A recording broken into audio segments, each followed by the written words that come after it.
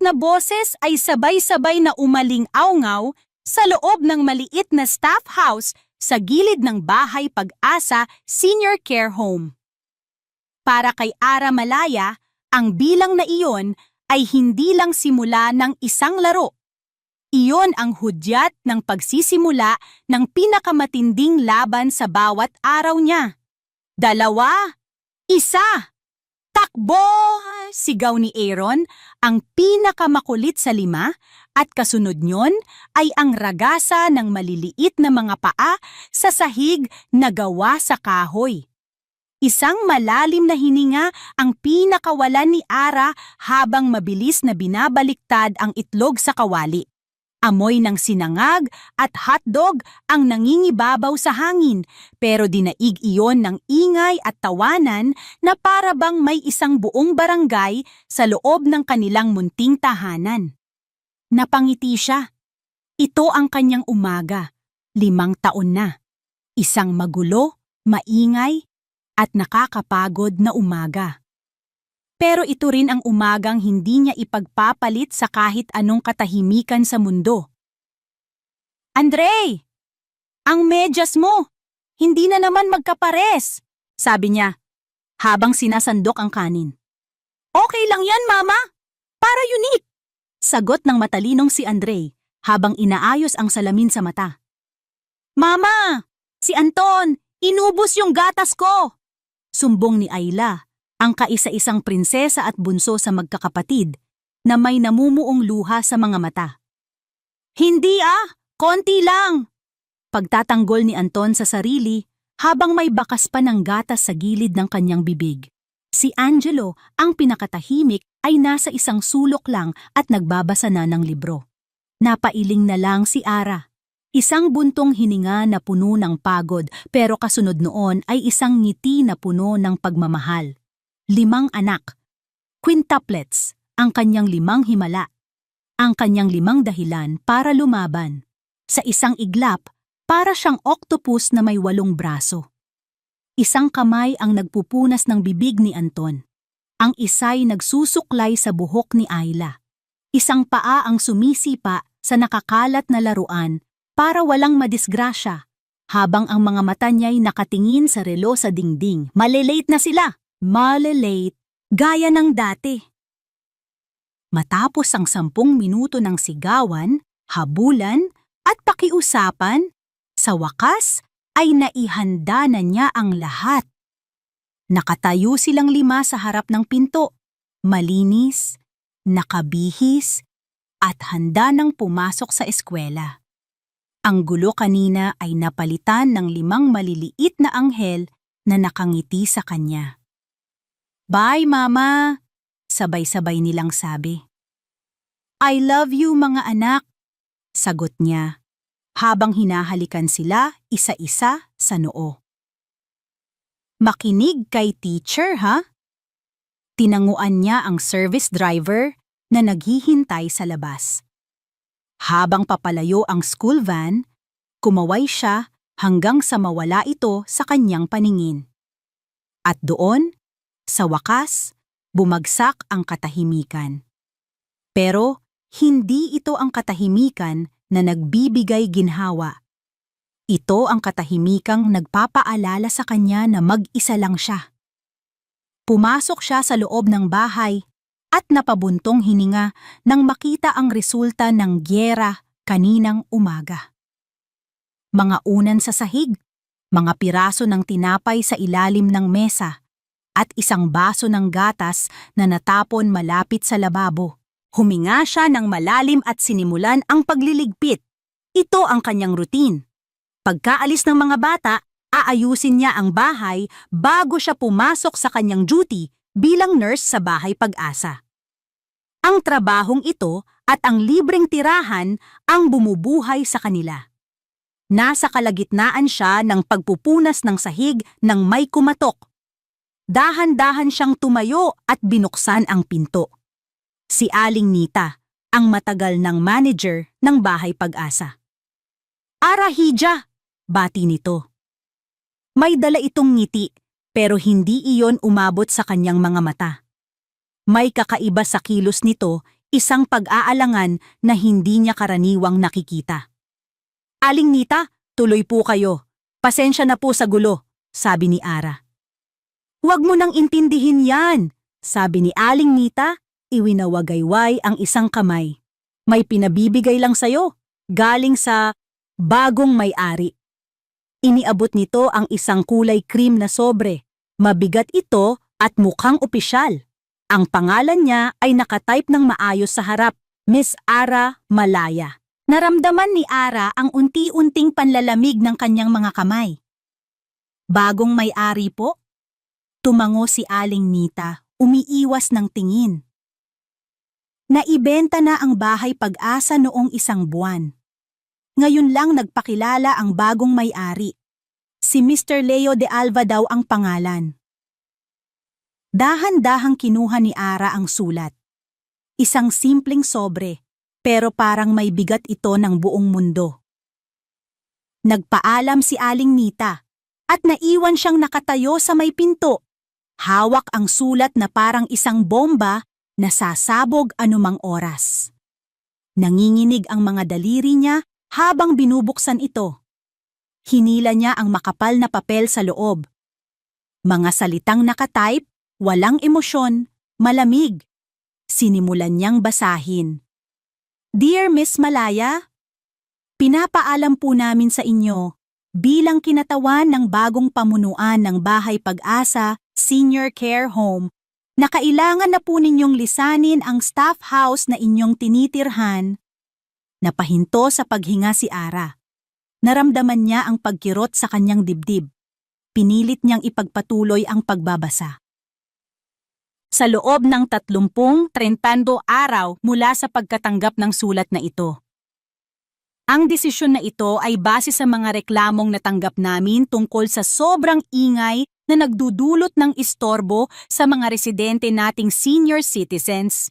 Ingay, istorbo. Ang mga salitang iyon ay parang mga punyal na tumusok sa kanyang puso. Ang tinutukoy nila ay ang kanyang mga anak, ang tawanan nila, ang mga laro nila, ang musika ng kanyang buhay. Hindi niya namalayan na nabitawan na niya ang sulat.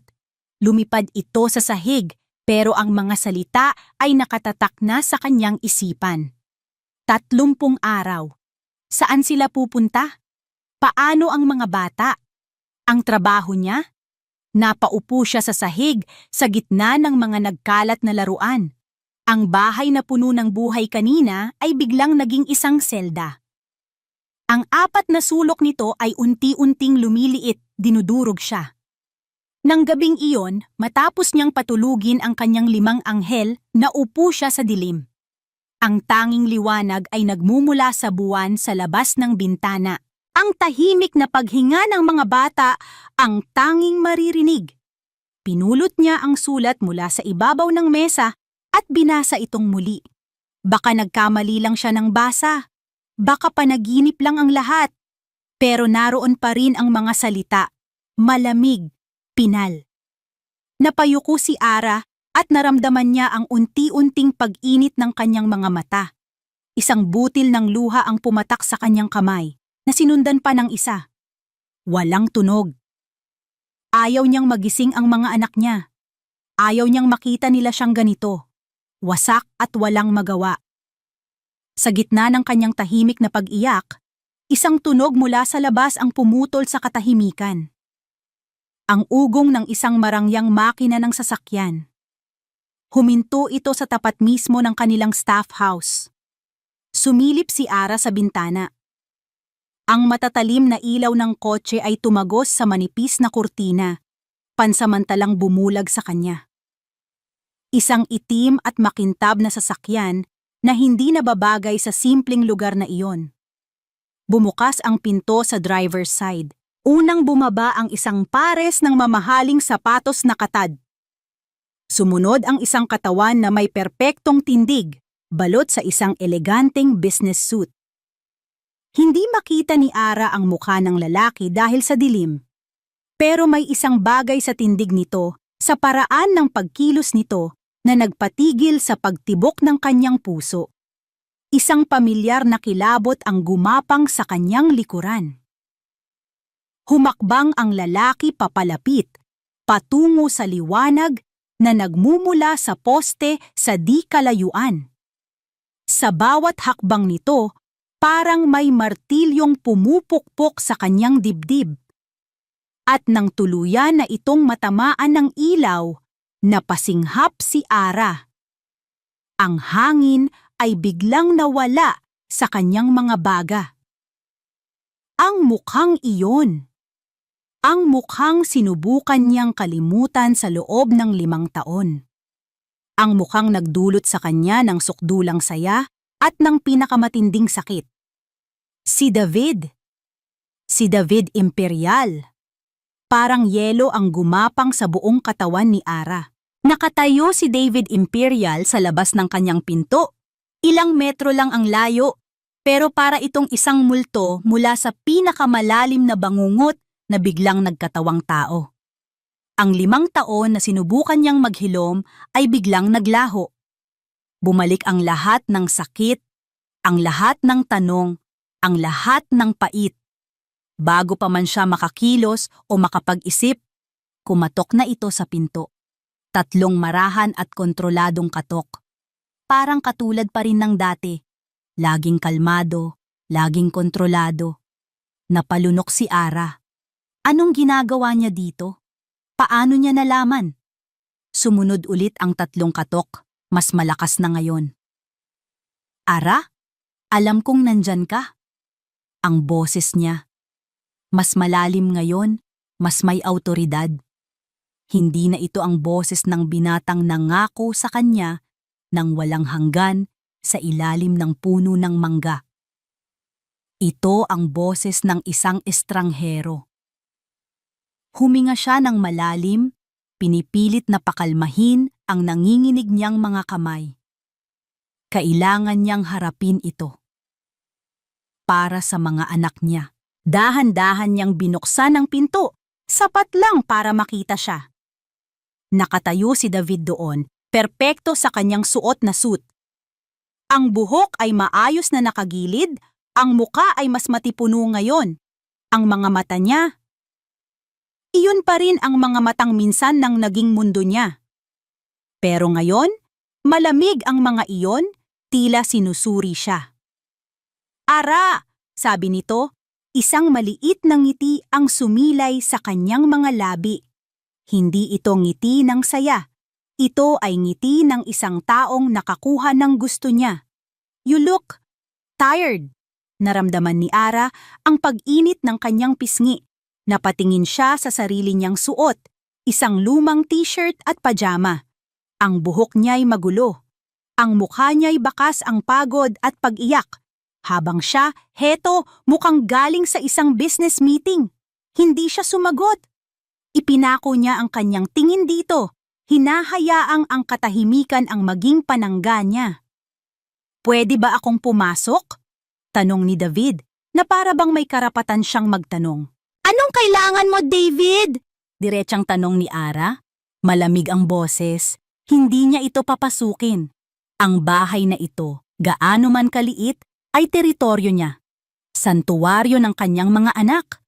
Ang ngiti ni David ay bahagyang nawala. Direkta ka pa rin pala tulad ng dati. Humakbang ito ng isa at napaatras naman si Ara. Nabalitaan ko ang sitwasyon mo dito, sabi niya.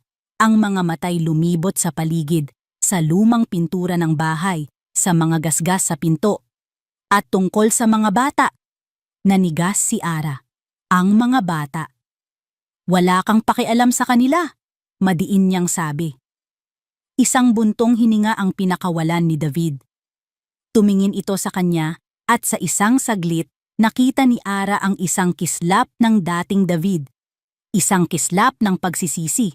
Pero nawala rin iyon agad, napalitan ng isang kalkuladong ekspresyon.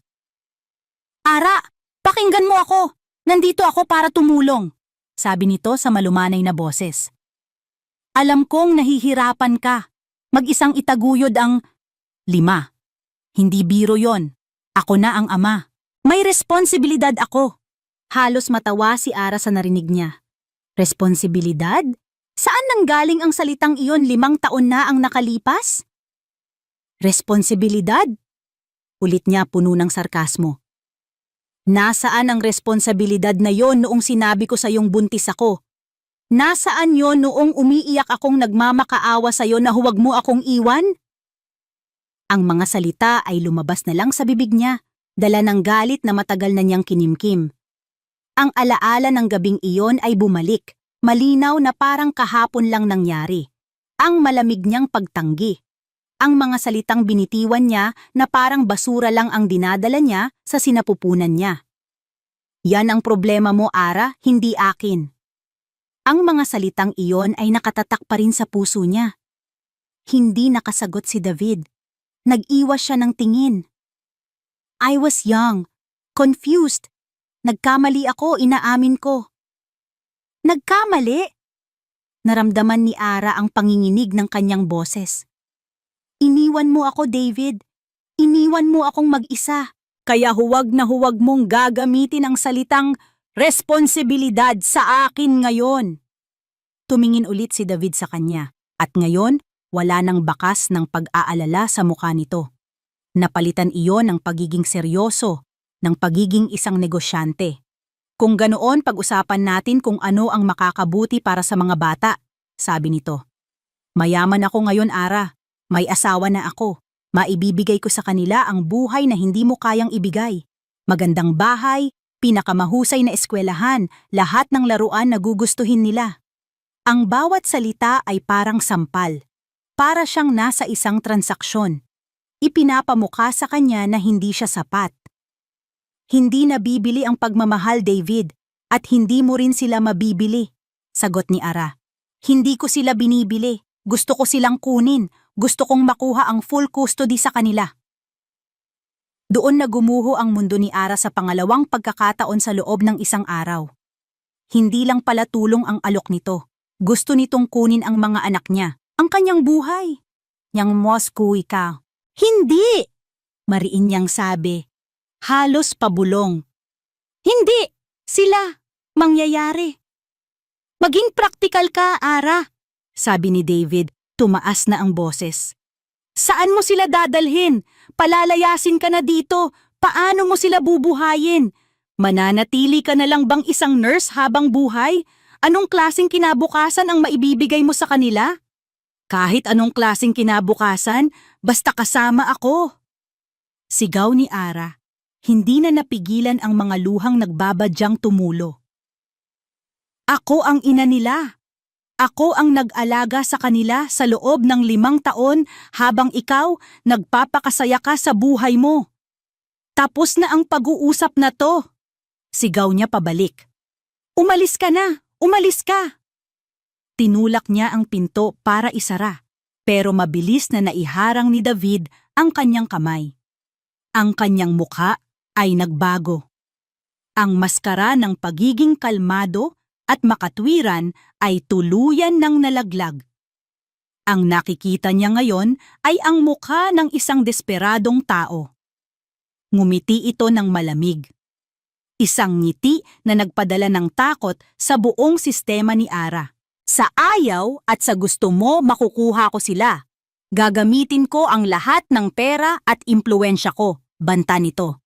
Tingnan natin kung sino ang paniniwalaan ng korte. Isang mayamang doktor na gustong itama ang pagkakamali niya o isang pobreng nurse na hindi man lang makapagbigay ng sariling bahay para sa mga anak niya. Binitiwan nito ang pinto. Mag-isip ka, Ara. Ibibigay ko sa iyo ang lahat ng pera na gusto mo. Umalis ka na lang ng tahimik. Pero kung lalaban ka, huminto ito at tinitigan siya ng matalim. You will regret this. Sisiguraduhin kong pagsisisihan mo ito.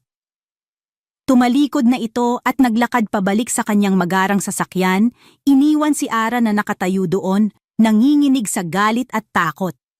Isinara niya ang pinto at isinandal ang kanyang likod dito, dahan-dahang napaupo sa sahig.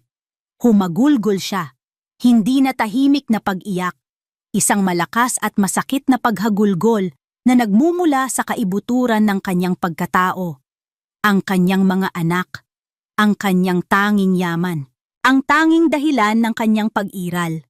At ngayon, isang halimaw mula sa nakaraan ang bumalik para kunin ang lahat sa kanya. Kinabukasan habang hinahatid niya ng tingin ang school service ng mga bata, isang lalaki mula sa isang courier service ang lumapit sa kanya. Iniabot nito ang isa na namang sobre. Nanginginig niyang binuksan ito. Sa loob, isang opisyal na dokumento, isang court summon, isang petisyon para sa custody ng kanyang 5 anak, isinampa ni Mr. David Imperial. Nabitiwan niya ang papel. Kasabay noon, isang anino ang tumabon sa kanya. Tumingala siya. Nakatayo sa harap niya ang isang matangkad na lalaki, nakasuot ng formal na damit, may matalim na mga mata, at isang mukhang kasing lamig ng yelo. Hindi niya ito kilala, pero alam niyang hindi ito isang ordinaryong tao. Miss Ara Malaya? Tanong ng lalaki, ang boses ay walang anumang emosyon. Tumangulang si Ara, hindi makapagsalita. Ako si Leo de Alva, pagpapakilala nito. Ang bagong may-ari ng lugar na ito. I'm here to personally make sure that you've received the eviction notice. Para siyang nasa gitna ng 2 naglalakihang pader na unti-unting lumiliit para durugin siya. Sa kanyang kanang kamay ang malamig na papel ng court summon mula kay David. Sa kanyang harapan ang mas malamig pang titig ni Leo de Alva. Ang isa ay gustong kunin ang kanyang mga anak. Ang isa naman ay gustong kunin ang kanilang tahanan. Naramdaman ni Ara ang pagkawala ng lakas sa kanyang mga tuhod. Napahawak siya sa poste ng kanilang maliit na beranda para suportahan ang sarili. Ang hangin ng umaga ay sariwa, pero para sa kanya, ito'y mabigat at nakakasakal. Mr. De Alva, nasabi na lang niya, ang boses ay garalgal. Tiningnan siya ni Leo de Alva mula ulo hanggang paa. Ang mga mata nito ay matalas, tila kinikilatis ang bawat hibla ng kanyang pagkatao. Walang emosyon, walang awa, tanging profesionalismo na nakakapanlamig. I assume natanggap niyo na ang sulat kahapon, sabi nito, ang boses ay patag. I just want to confirm that you understand the terms. 30 days, Miss Malaya. We need this staff house for our expansion plans. Expansion plans. Ganun lang kadali para sa kanya. Ang tahanan nila ay isa lang plano sa kanyang blueprint. Pinilit ni Ara na tumayo ng tuwid. Pagod na siyang magmukhang kaawa-awa. Pagod na siyang maging biktima. Naiintindihan ko, sagot niya. Sinisikap na maging matatag ang kanyang boses. Pero sana maintindihan niyo rin ang sitwasyon ko. May 5 akong anak, Mr. De Alva. Hindi ganoon kadaling humanap ng malilipatan. That is not my concern, mabilis na sagot nito. My concern is the business. The senior residents are my priority. They pay for peace and quiet, and that's what I intend to give them. Mga bata lang sila. Halos pakiusap na, sabi ni Ara. Hindi nila sinasadyang mag-ingay. I am not here to debate about the nature of children, Miss Malaya. I am here to enforce a business decision. Habang nagsasalita ito, ang mata ni Leo ay napadako sa papel na hawak ni Ara, ang court summon. Nakita niya ang pagkunot ng noo nito, isang mabilis na kislap ng interes bago ito bumalik sa pagiging blanko. Hindi ito nagtanong. Hindi ito nagpakita ng kahit anong simpatya. Parang isang pader na bato. Walang mararating ang pakiusap niya. Sa sandaling iyon, isang maliit na boses ang narinig nila mula sa loob ng bahay. Mama, bakit po kayo nandyan sa labas? Sabay silang napalingon ni Leo. Nakatayo sa may pintuan si Ayla, ang kanyang bunso, habang kinukusot ang mga mata. May lagnat ito kagabi at pinayagan niyang huwag munang pumasok. Nakasuot ito ng pink na pajama, yakap-yakap ang luma nitong teddy bear. Ayla anak, pumasok ka muna sa loob, malamig dito. Mahinang sabi ni Ara, ang puso'y biglang kumirot. Ayaw niyang makita ng anak niya ang tensyon sa pagitan nila ng lalaking ito. Pero huli na. Lumapit si Ayla sa kanya at yumakap sa kanyang binti.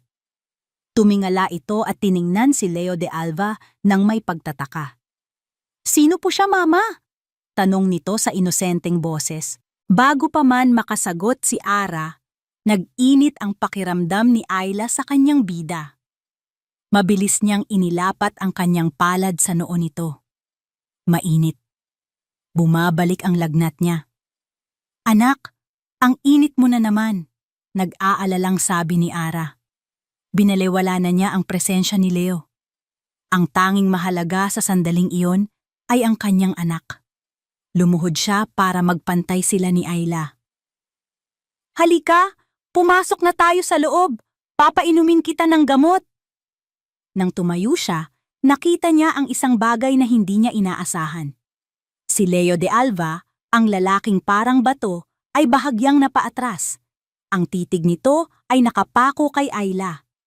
Ang mukha nitong walang emosyon ay nagkaroon ng bahagyang pagbabago. Hindi ito awa. Hindi ito simpatya. Ito ay isang bagay na mas komplikado.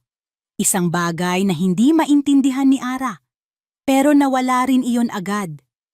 Bumalik ang malamig na maskara. We will discuss this again later, sabi ni Leo. Ang boses ay mas mahina na ngayon. Just make sure you are making plans to vacate the premises. Tumalikod ito at nagsimulang maglakad palayo, hindi na hinintay ang kanyang sagot. Binuhat ni Ara si Ayla at dinala sa loob. Habang pinapainom niya ito ng gamot at kinukumutan sa kama, ang isip niya ay lumilipad. Naramdaman niya ang pagdampi ng maliliit na kamay ni Ayla sa kanyang pisngi. Mama, wag ka na pong umiyak, bulong nito. Ang boses ay mahina dahil sa lagnat. Andito lang po ako. Ang mga simpleng salitang iyon, mula sa kanyang munting anghel, ay parang isang malakas na sampal na gumising sa kanya mula sa pagkalugmok. Tiningnan niya ang nag-aalalang mukha ng anak. Para kanino ba siya lumalaban? Para kanino ba ang bawat pagod at puyat niya? Para sa kanila. Para sa 5 maliliit na taong ito na ang tanging mundo ay siya. Huminga siya ng malalim at pinunasan ang kanyang mga luha. Isang ngiti ang pilit niyang isinilay sa kanyang mga labi para kay Ayla. Hindi na iiyak si Mama, anak! Sabi niya habang hinahaplos ang buhok nito. Magpahinga ka na, ha? Para gumaling ka agad. Nang masiguro niyang nakatulog na muli si Ayla, dahan-dahan siyang tumayo at lumabas ng silid. Bumalik siya sa sala. Ang 2 dokumento ay naroon pa rin sa sahig, magkalapit, na parang 2 ahas na nagbabadya ng kamandag. Ang eviction notice, ang court summon. Pinulot niya ang mga ito. Pinagmasdan niya ang mga nakasulat na pangalan. Leo de Alva, David Imperial, 2 lalaking makapangyarihan. 2 lalaking kayang-kaya siyang durugin na parang langgam. Ngunit habang tinititigan niya ang mga papel, isang kakaibang pakiramdam ang nagsimulang umusbong sa kanyang dibdib, pumalit sa takot at kawalan ng pag-asa. Galit, isang dalisay at nag-aapoy na galit. Hindi niya hahayaang mangyari ito. Pinaghirapan niya ang lahat ng ito. Bawat patak ng pawis, bawat gabing walang tulog, bawat panalangin, para lahat iyon sa mga anak niya. Hindi niya isusuko ang kanyang mga anak. Hindi niya isusuko ang kanilang tahanan nang walang laban. Maingat niyang itinupi ang 2 sulat at ipinatong sa mesa. Hindi na ito mga hatol ng kamatayan sa paningin niya. Ang mga ito ay deklarasyon ng giyera. Tumingin siya sa bintana sa payapang hardin ng Bahay Pag-asa. Ang mga matatandang residente ay naglalakad-lakad, nagpapainit sa araw. Ito ang mundo nila. Dito lumaki ang kanyang mga anak, kilala at mahal ng lahat ng lolo at lola sa paligid. Hindi ako aalis, bulong niya sa sarili. At hinding-hindi ninyo makukuha ang mga anak ko. Ang determinasyon ay bumalatay sa kanyang muka. Ngunit kasabay noon ay ang bigat ng katotohanan. Paano? Paano siya lalaban? Wala siyang pera para sa abogado. Wala siyang impluwensya. Mag-isa lang siya. Napaupo siya sa isang upuan at ang bigat ng mundo ay muling pumatong sa kanyang mga balikat. Ang tapang niya kanina ay unti-unting nauupos, napapalitan ng malamig na realidad. Sa gitna ng nakabibinging katahimikan, biglang tumunog ang kanyang luma at gasgas ng cellphone. Ang tunog ay garalgal at halos ikinagulat niya. Isang unknown number. Nag-atubili siyang sagutin. Baka si David o baka isa sa mga abogado nito. Ngunit may kung anong nag-udyok sa kanyang pindutin ang answer button. Hello? Mahina niyang sagot. Katahimikan sa kabilang linya, maliban sa isang mahinang paghinga. Hello? Sino to? Ulit niya, medyo naiinis na. Hinahanap ko si Miss Ara Malaya? Isang boses ng babae.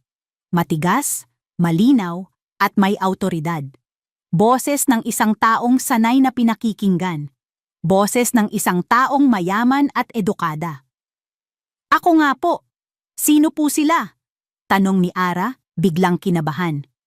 Ang pangalan ko ay Esmeralda Cruz. Ang pangalan ay walang epekto kay Ara, hindi niya ito kilala. Pasensya na po, pero paano niyo po nakuha ang number ko? May kailangan po ba kayo? Isang mahinang tawa ang narinig niya mula sa kabilang linya. Isang tawa na hindi mapanghusga, kundi puno ng dunong. Hija, sabi ng babae, at ang paggamit nito ng salitang iyon ay nagbigay ng kakaibang pakiramdam kay Ara. Hindi ako ang may kailangan. Ikaw! Ikaw ang may kailangan. Naguluhan si Ara. Po? Kaibigan ako ng yumaon mong ina, si Elena. Pagpapatuloy ng boses. At may tumawag sa aking isang matandang kaibigan kanina, sinabi niyang ang nag-iisang anak na babae ni Elena ay nasa gitna ng isang malaking problema. Napatayo si Ara, ang kanyang ina. Matagal na panahon na mula nang may bumanggit sa pangalan nito. Si Aling Nita po ba ang... Hindi na mahalaga kung sino. Putol sa kanya ni Doña Esmeralda. Ang mahalaga ay ito. Narinig ko ang problema mo, Ara Malaya, at gusto kong malaman kung handa kang lumaban. Ang opisina ni Leo de Alva ay isang perpektong refleksyon ng kanyang pagkatao. Malamig, organisado, at walang puwang para sa anumang hindi kinakailangan. Ang kanyang mesa ay gawa sa dark mahogany, makintab, at walang kahit isang butil ng alikabok. Sa ibabaw nito ay isang laptop na nakasara, isang fountain pen na nakapatong ng diretso sa tabi ng isang blankong leather-bound na notepad. Lahat ay may tamang anggulo. Lahat ay nasa tamang lugar. Mula sa kanyang bintana sa ikalawang palapag, tanaw niya ang kabuuan ng malawak na hardin ng Bahay Pag-asa. Pero ngayong umaga, hindi ang hardin ang tinitingnan niya. Ang kanyang mga mata ay nakapako sa kawalan, ngunit ang nasa isip niya ay ang eksena kanina. Ang babaeng iyon, si Ara Malaya. Ang gusot niyang damit, ang pagod sa kanyang mga mata, at ang matigas na determinasyon sa kanyang boses. At ang bata, ang maliit na batang babae na may lagnat, na yumakap sa binti ng ina nito na para bang iyon ang pinakamatibay na pader sa buong mundo. Hindi niya maintindihan kung bakit ang imaheng iyon ay ayaw umalis sa kanyang isipan. Karaniwan, ang mga emosyon ay mga problema lamang na kailangang solusyonan. Ang pag-iyak, ang pakiusap, mga data point lang iyon sa isang business equation. Pero ito, iba ito. Napapikit si Leo. At isang alaala ang kusang lumitaw. Isang alaala na matagal na niyang ibinaon sa ilalim ng mga spreadsheet at business plan. 5 taon na ang nakalipas. Dito rin sa lugar na ito. Pero hindi pa ito ang modernong Bahay Pag-asa. Isa pa lamang itong luma at nangangailangan ng pagkumpuning pasilidad na minana niya mula sa kanyang ama. Kasama niya si Catherine, ang kanyang fiancé. Leo, be realistic, sabi ni Catherine. Ang boses ay puno ng pagkainis habang tinitingnan ang naglalagas na pintura sa dingding. This place is a money pit. It's a burden. Pabigat. Ang salitang iyon ay tumatak sa isip ni Leo. Hinawakan niya ang kamay nito. This was my father's dream, Kath. We can make it work, pakiusap niya. Our future is here. Marahas na binawi ni Catherine ang kanyang kamay. Ang maganda nitong muka ay nabalot ng frustrasyon. Your future maybe, not mine. Malamig nitong sabi. Hindi ko kayang ibaon ang buhay ko sa ganitong pabigat. I want a life, Leo. A real life. Hindi ang mag-alaga ng mga matatanda at magbilang ng kusing. So, what are you saying? Tanong ni Leo kahit alam na niya ang sagot. I'm saying it's over, sabi nito, hindi man lang makatingin ng diretso sa kanyang mga mata. Mamili ka, Leo, ako o ang pabigat na ito. Hindi na niya kailangang sumagot. Dinilat ni Leo ang kanyang mga mata. Ang sakit ng nakaraan ay sariwa pa rin, isang sugat na hindi kailanman naghilom. Simula noon, isinumpa niya sa sarili na ang negosyo ang uunahin niya. Ang lohika, ang mga numero. Dahil ang mga numero hindi nang iiwan. Ang mga numero hindi nanloloko. Iyon ang dahilan kung bakit kailangan niyang paalisin si Ara Malaya. Ang 5 anak nito, sa mata ng negosyo, ay isang malaking pabigat, isang risk, isang istorbo. Pero habang iniisip niya ang salitang pabigat, ang nakikita niya ay ang mukha ng batang may lagnat, hindi ang mukha ni Catherine. Isang ingay mula sa labas ang pumukaw sa kanyang atensyon. Tumingin siya sa bintana. Sa damuhan sa ibaba, nakita niya si Ara. Kasama nito ang 4 sa kanyang mga anak, ang mga kakauwi lang mula sa eskwela. Hindi niya alam kung nasaan ang isa. Naglalaro sila. Isang simpleng laro ng habulan. Nagtatakbuhan ang mga bata, ang kanilang maliliit na boses at halakhak ay umaabot hanggang sa kanyang opisina. Karaniwan, ang ingay na iyon ay magiging iritasyon sa kanya. Ngayon, iba ang epekto. Pinanood niya si Ara. Hinahabol nito ang kanyang mga anak, tumatawa na parang wala itong dinadalang problema sa mundo. Nahuli nito ang isa, niyakap at ginulo ang buhok. Nagtakbuhan ng iba para iligtas ang kanilang kapatid. At sa isang iglap, nakatumba silang lahat sa damuhan, isang magulong bunton ng mga braso, binti at purong kaligayahan. Walang bakas ng pagiging pabigat sa eksenang iyon. Ang nakikita niya ay pagmamahal. Isang uri ng pagmamahal na dalisay at walang hinihinging kapalit. Isang bagay na hindi niya kailanman naranasan. Napabuntong hininga si Leo at umupo sa kanyang silya. Napatingin siya sa eviction notice sa kanyang mesa, na nakahanda ng pirmahan para sa final processing. Tinitigan niya ito ng matagal. Pagkatapos, kinuha niya ang kanyang telepono. Hindi ang kanyang cellphone, kundi ang intercom sa kanyang mesa. Nita, pumunta ka sa opisina ko, utos niya. Ilang sandali lang ay pumasok na si Aling Nita, may pag-aalala sa mukha. Sir Leo? Tungkol sa eviction notice ni Miss Malaya, simula ni Leo. Pinipilit na panatilihing formal ang kanyang boses. Hold it for now. Nakita niya ang bahagyang pagkagulat sa mukha ni Aling Nita. Po? Pero sir, kayo po ang... May mga problema sa papeles na kailangan ko munang ayusin, pagsisinungaling niya. Just delay it. Huwag mo munang ipaprocess. I'll let you know when. Masusunod po, sir, sabi ni Aling Nita, isang maliit na ngiti ng pasasalamat ang gumuhit sa labi nito bago ito umalis. Naiwan si Leo na nakaupo lang doon. Hindi niya alam kung bakit niya ginawa iyon. Labag iyon sa lahat ng kanyang mga prinsipyo. Pero may isang bahagi sa kanya na nagsasabing iyon ang tamang gawin. Gabi na nang lumabas siya ng opisina. Tahimik na ang buong pasilidad. Habang naglalakad siya sa pasilyo, narinig niya ang isang boses mula sa isang utility closet na bahagyang nakabukas ang pinto. Isa sa mga staff. Nakatalikod ito, may kausap sa cellphone. Oo, ma'am. Opo, 7:00 ng umaga sila umaalis. Ang service mismo ang sumusundo sa tapat. Si Ara, mga 8:00 ang pasok niya sa duty. Opo, naiiwan mag-isa yung bunso kapag may sakit. Napahinto si Leo. Ang mga detalyeng ibinibigay ng staff, masyadong espesipiko, masyadong personal. Hindi ito isang ordinaryong tsismisan lang. Para itong isang intelligence report.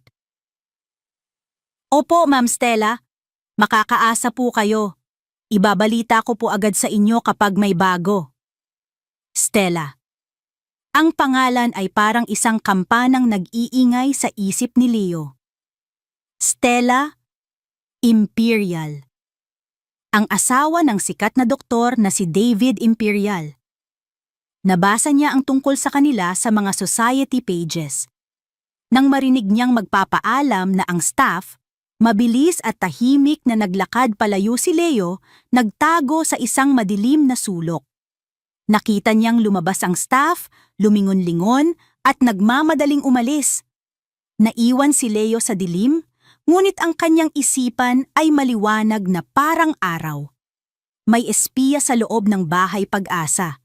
At si Ara Malaya at ang kanyang mga anak ay hindi lang basta-basta pinapaalis. Sila ay pinupuntirya.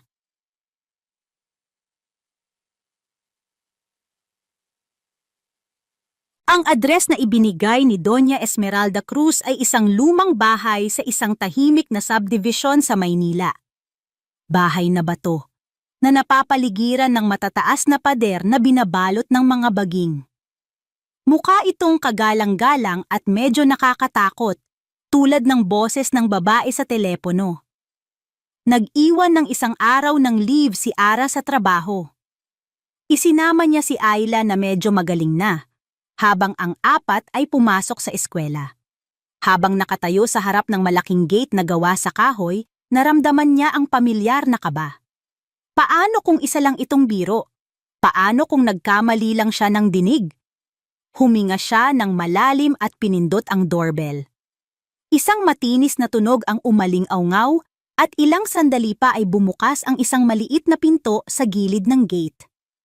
Isang kasambahay na nakauniporme ang sumilip. Sino po sila? Ako po si Ara Malaya. May usapan po kami ni Doña Esmeralda. Sinuri siya ng kasambahay mula ulo hanggang paa, pati na rin ang batang hawak niya sa kamay. Pagkatapos ay tumango ito at binuksan ng maluwag ang pinto. Tuloy po kayo. Hinihintay na po kayo sa hardin. Pumasok si Ara sa isang mundo na ibang-iba sa nakasanayan niya. Ang hardin ay malawak at puno ng mga bulaklak na hindi niya kayang pangalanan. Sa gitna nito, sa ilalim ng isang malaking puno ng acacia, ay may isang mesang bakal na puti.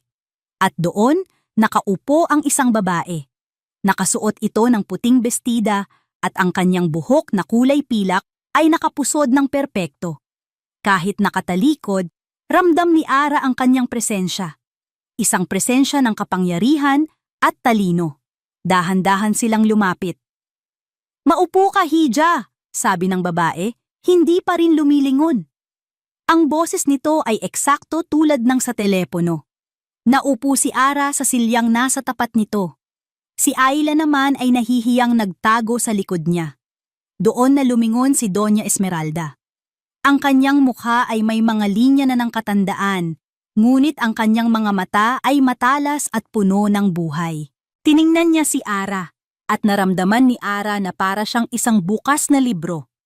Tila nababasa ng matanda ang lahat ng kanyang takot at pag-asa. Isang basong orange juice para sa bata, utos ni Doña Esme sa kasambahay, bago ibinalik ang tingin kay Ara. So, ikaw ang anak ni Elena? Tumango si Ara.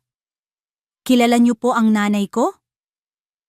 Magkaibigan kami noong mga bata pa kami. Matapang ang iyong ina. Palaban. Tinitingnan ko ngayon kung may namana ka ba sa kanya. Diretsyang sabi ni Doña Esme.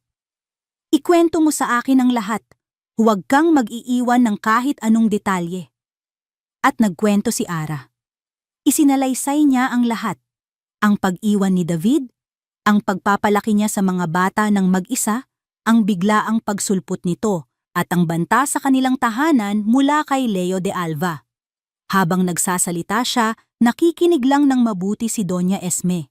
Hindi ito nagtatanong, hindi ito sumisingit, hinayaan lang siya nitong ilabas ang lahat. Nang matapos si Ara, may mga luhang namumuuna sa kanyang mga mata. Si Ayla naman ay busy na sa pag-inom ng juice. So, sabi ni Doña Esme matapos ang ilang sandali ng katahimikan.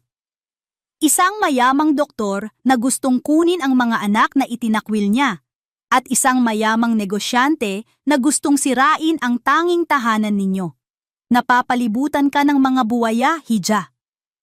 Hindi ito sinabi ni Doña Esme ng may awa. Sinabi niya ito bilang isang katotohanan. Ano po ang gagawin ko? Tanong ni Ara. Ang boses ay basag. Tumingin sa kanya ng diretso si Doña Esme. Ang tanong ay hindi kung anong gagawin mo. Ang tanong ay, hanggang saan ang kaya mong gawin? Ang laban na ito ay hindi magiging madali. Dudumihan ka nila. Gagamitin nila ang kanilang pera para bilhin ang hustisya. Yuyurakan nila ang pagkatao mo. Handa ka ba? Ang mga salita ni Doña Esme ay malamig at matalim. Pero sa halip na matakot, naramdaman ni Ara ang pag-usbong ng determinasyon. Handa po ako, matatag niyang sagot. Tagniyang, para po sa mga anak ko, handa po ako sa lahat. Isang maliit na ngiti ang sumilay sa labi ni Doña Esmeralda. Good, iyan ang gusto kong marinig. Kinagabihan, pagka-uwi ni Ara sa bahay Pag-asa, naramdaman niya ang isang bagong pag-asa. Sa unang pagkakataon sa loob ng maraming araw, naramdaman niyang hindi na siya nag-iisa. Ngunit ang pag-asang iyon ay hindi nagtagal. Habang naghahapunan sila, tumawag ang isa niyang kaibigang nurse. Ara, nakita mo na ba? Tanong nito, ang boses ay puno ng pag-aalala. Ang alin? Tingnan mo sa social media. May isang article na kumakalat tungkol sa'yo. Mabilis na binuksan ni Ara ang kanyang cellphone. At doon, nakita niya. Isang article mula sa isang hindi pamilyar na blog site. Ang pamagat ay nakasulat sa malalaking letra. Ina ng quintuplets, inirereklamo, mga anak, namumuhay sa hindi ligtas na tahanan sa loob ng isang home for the aged. Nanginig ang kanyang mga kamay habang binabasa ang nilalaman. Ang article ay puno ng mga kasinungalingan at pinalaking kwento. May mga larawan pa, isang kuha ng luma nilang staff house, naka-zoom in sa bahaging may kaunting sira. Isang kuha ng mga nagkalat na laruan sa sahig, pinalabas na ito'y dumi at kapabayaan. Ang pinakamasakit ay ang mga quote mula sa isang concerned source na nagsasabing nakakaawa ang mga bata at hindi sapat ang kinikita ng ina para sa disenteng pamumuhay. Nagsimula na. Ang digmaan ay nagsimula na. Ilang minuto pa, isa na namang sasakyan ang huminto sa tapat ng kanilang bahay. Pero hindi ito si David. Hindi rin si Leo. Isang babae ang bumaba. Nakasuot ito ng isang mamahaling puting bestida, may suot na malalaking sunglasses kahit gabi na, at bitbit ang isang designer handbag. Ang bawat kilos nito ay sumisigaw ng yaman at kapangyarihan. Hindi niya ito kilala, pero alam ni Ara kung sino ito. Si Stella, ang asawa ni David. Lumapit ito sa pinto. Hindi ito kumatok. Tiningnan lang niya si Ara na para bang isa itong insekto. Ikaw pala si Ara, sabi nito. Ang boses ay matamis ngunit may bahid ng lason. Inalis nito ang kanyang sunglasses at ipinakita ang isang pares ng mga matang mapanghusga. I'm Stella Imperial. Hindi sumagot si Ara. Look! Sabi ni Stella. Binuksan ang kanyang handbag at inilabas ang isang checkbook. Let's not make this difficult for everyone. Nagsulat ito ng mabilis at pinilas ang isang tseke. Iniabot niya ito kay Ara. 1,000,000, sabi nito, na parang nag-aabot lang ng barya. Take this! Mag-umpisa ka ng bagong buhay, malayong malayo dito. Ibigay mo na lang sa amin ang mga bata. Ito ang pinakamabuti para sa kanila. Tiningnan ni Ara ang tseke. Pagkatapos ay tumingin siya sa mukha ni Stella. Nakita niya ang lahat dito. Ang pagiging arogante, ang pagiging desperado, at ang inggit. Kinuha ni Ara ang tseke. Sa isang saglit, kumislap ang mga mata ni Stella. Iniisip na nanalo na siya. Ngunit dahan-dahan, sa harap mismo ng mukha ni Stella, pinunit ni Ara ang tseke sa 2. Tapos sa 4. Tapos sa 8, hanggang sa maging maliliit na piraso na lang ito. Ibinuka niya ang kanyang palad at hinayaang liparin ng hangin ang mga piraso. Hindi mabibili ng pera ninyo ang mga anak ko, mariin at malamig na sabi ni Ara. Ang mukha ni Stella ay namula sa galit. You will regret this, you poor little thing. Sisirain namin ang buhay mo. Tumalikod na si Stella at nagmarcha pabalik sa kanyang kotse. Nang paalis na ito, bumukas ang pinto sa kabilang bahay. Si Leo de Alva. Nakita niya ang lahat. Pagkaalis ng kotse ni Stella, lumapit si Leo kay Ara. Ang mukha niya ay seryoso. May iniabot itong isang maliit na bagay sa kanya. Isang voice recorder. Next time she comes, turn this on, sabi ni Leo. Ang boses ay mahina. And, here, this is my lawyer's number. Give it to Mrs. Cruz. Sabihin mo, he owes me a favor. Kinabukasan, habang nakaupo sa kanyang opisina, hindi na ang hardin ang tinitingnan ni Leo de Alva. Ang kanyang atensyon ay nasa screen ng kanyang laptop. Hindi mga numero o business projections ang nasa harap niya, kundi ang article na kumakalat tungkol kay Ara Malaya. Binasa niya itong muli at sa bawat salita, nararamdaman niya ang pag-akyat ng isang emosyon na bihira niyang maramdaman. Galit. Hindi ito galit ng isang negosyante na nababahala sa reputasyon ng kanyang establishmento.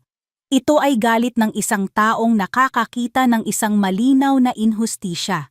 Ang mga larawan ay kinuha sa mga anggulong nagpapalabas ng kasinungalingan. Ang mga salita ay maingat na pinili para magtanim ng duda. Ito ay isang professional na demolition job. Isinara niya ang laptop ng may puwersa. Ang tunog ay umalingaw-ngaw sa tahimik na opisina. Kagabi, nakita niya ang lahat. Nakita niya ang pagdating ni Stella Imperial, ang pag-abot ng tseke, at ang buong tapang na pagtanggi ni Ara. Nakita niya ang determinasyon sa mga mata ni Ara. Isang uri ng tapang na nagmumula hindi sa yaman o kapangyarihan, kundi sa purong pagmamahal. At sa sandaling iyon, nagdesisyon siya. Hindi na siya maaaring manatili na lang sa gilid. Ang laban ni Ara ay naging laban na rin niya. Hindi dahil sa anumang romantikong dahilan, iyon ang sinasabi niya sa sarili, kundi dahil ang Bahay Pag-asa ay teritoryo niya. At walang sino man ang maaaring gumawa ng gulo sa kanyang teritoryo. Kinuha niya ang kanyang cellphone at nagdial ng isang numero mula sa kanyang private contacts. Mang Ruben, sabi niya nang may sumagot sa kabilang linya. Leo de Alva here. I need your services. It's urgent. Si Mang Ruben ay isang retiradong pulis na ngayon ay nagtatrabaho bilang isang private investigator. May utang na loob ito sa ama ni Leo at isa sa mga taong pinagkakatiwalaan niya ng lubos. Makalipas ang 2 oras, nakaupo na si Mang Ruben sa silya sa tapat ng mesa ni Leo. Isang lalaking nasa edad 50. May simpleng pananamit, ngunit may mga matang nakakakita ng lahat. Ano ang maipaglilingkod ko sa iyo, Leo? I want you to find everything you can about this couple, sabi ni Leo, habang inilalagay sa mesa ang isang litrato ni David at Stella Imperial na nakuha niya mula sa internet. David and Stella Imperial. Financial records, social standing, personal secrets, everything. Lalo na ang anumang koneksyon nila kay Ara Malaya, isang nurse dito sa akin. Tumango si Mang Ruben, kinuha ang litrato at pinagmasdan ito. May ideya ka ba kung ano ang hinahanap natin? Stella Imperial can't have children, sabi ni Leo. And their family, the Imperials, they are very traditional. They value bloodlines. I have a feeling this is more than just a simple custody case. Understood, sabi ni Mang Ruben. Bigyan mo ako ng 2 araw. Habang nagtatrabaho si Mang Ruben, si Leo naman ay may sariling ginagawang investigasyon. Ang mga salita ng staff na narinig niya noong isang gabi ay bumabagabag sa kanya. May espiya. Kailangan niyang malaman kung ano pa ang alam nito. Pinatawag niya ang staff na iyon sa kanyang opisina sa ilalim ng dahilan na mayroon siyang ipapagawa. Habang nagpapanggap na may hinahanap na dokumento, kaswal niyang sinabi, "By the way, I heard Dr. Imperial and his wife are very generous. Totoo bang malaki magbigay ang mga iyon?" Nakita niya ang biglaang pagbabago sa mukha ng staff. Ang pagkagulat, ang takot, at ang pagkakasala. Iyon lang ang kailangan niyang kumpirmasyon. Hindi na niya ito idiniin pa. Sa ngayon, mas mahalaga na hindi nito alam na niya. Kinabukasan, isang tawag ang natanggap ni Leo mula kay Mang Ruben. "May nakuha ako, Leo," sabi nito sa kabilang linya. Isang lead. May isang nurse na nag-resign mula sa ospital na pinagtatrabahuhan dati ni David Imperial. Mga 5 taon na ang nakalipas. Kasabayan niya si Ara Malaya. Ang pangalan niya ay Linda Reyes. Ibinigay ni Mang Ruben ang address. Nang gabing iyon, matapos ang kanyang trabaho, personal na pinuntahan ni Leo ang address. Isa itong maliit na bahay sa isang simpleng subdivision. Isang babaeng nasa edad 40 ang nagbukas ng pinto. Mukha itong pagod, ngunit mabait. "Mrs. Linda Reyes?" tanong ni Leo. "Ako nga po. Ano po ang kailangan nila?" "Ako po si Leo de Alva. Gusto ko po sanang magtanong tungkol sa isang dating katrabaho ninyo, si Ara Malaya." Sa pagbanggit pa lang ng pangalan ni Ara, nagbago ang mukha ni Mrs. Reyes. Isang halo ng awa at galit ang gumuhit dito. "Pumasok ka," sabi nito. Sa loob ng simpleng sala, ikinuwento ni Mrs. Reyes ang lahat. Nandoon siya. Narinig niya ang pag-uusap ni David at Ara sa isang bakanteng pasilyo ng ospital. "Walang hiya ang lalaking iyon," sabi ni Mrs. Reyes, nanginginig ang boses sa galit. "Narinig ko mismo. Sinabi ni Ara na buntis siya. At ang sinagot ng David na iyon? Ipakuha mo yan." Pinipilit niyang magpa-abort si Ara. Naramdaman ni Leo ang paninikip ng kanyang dibdib.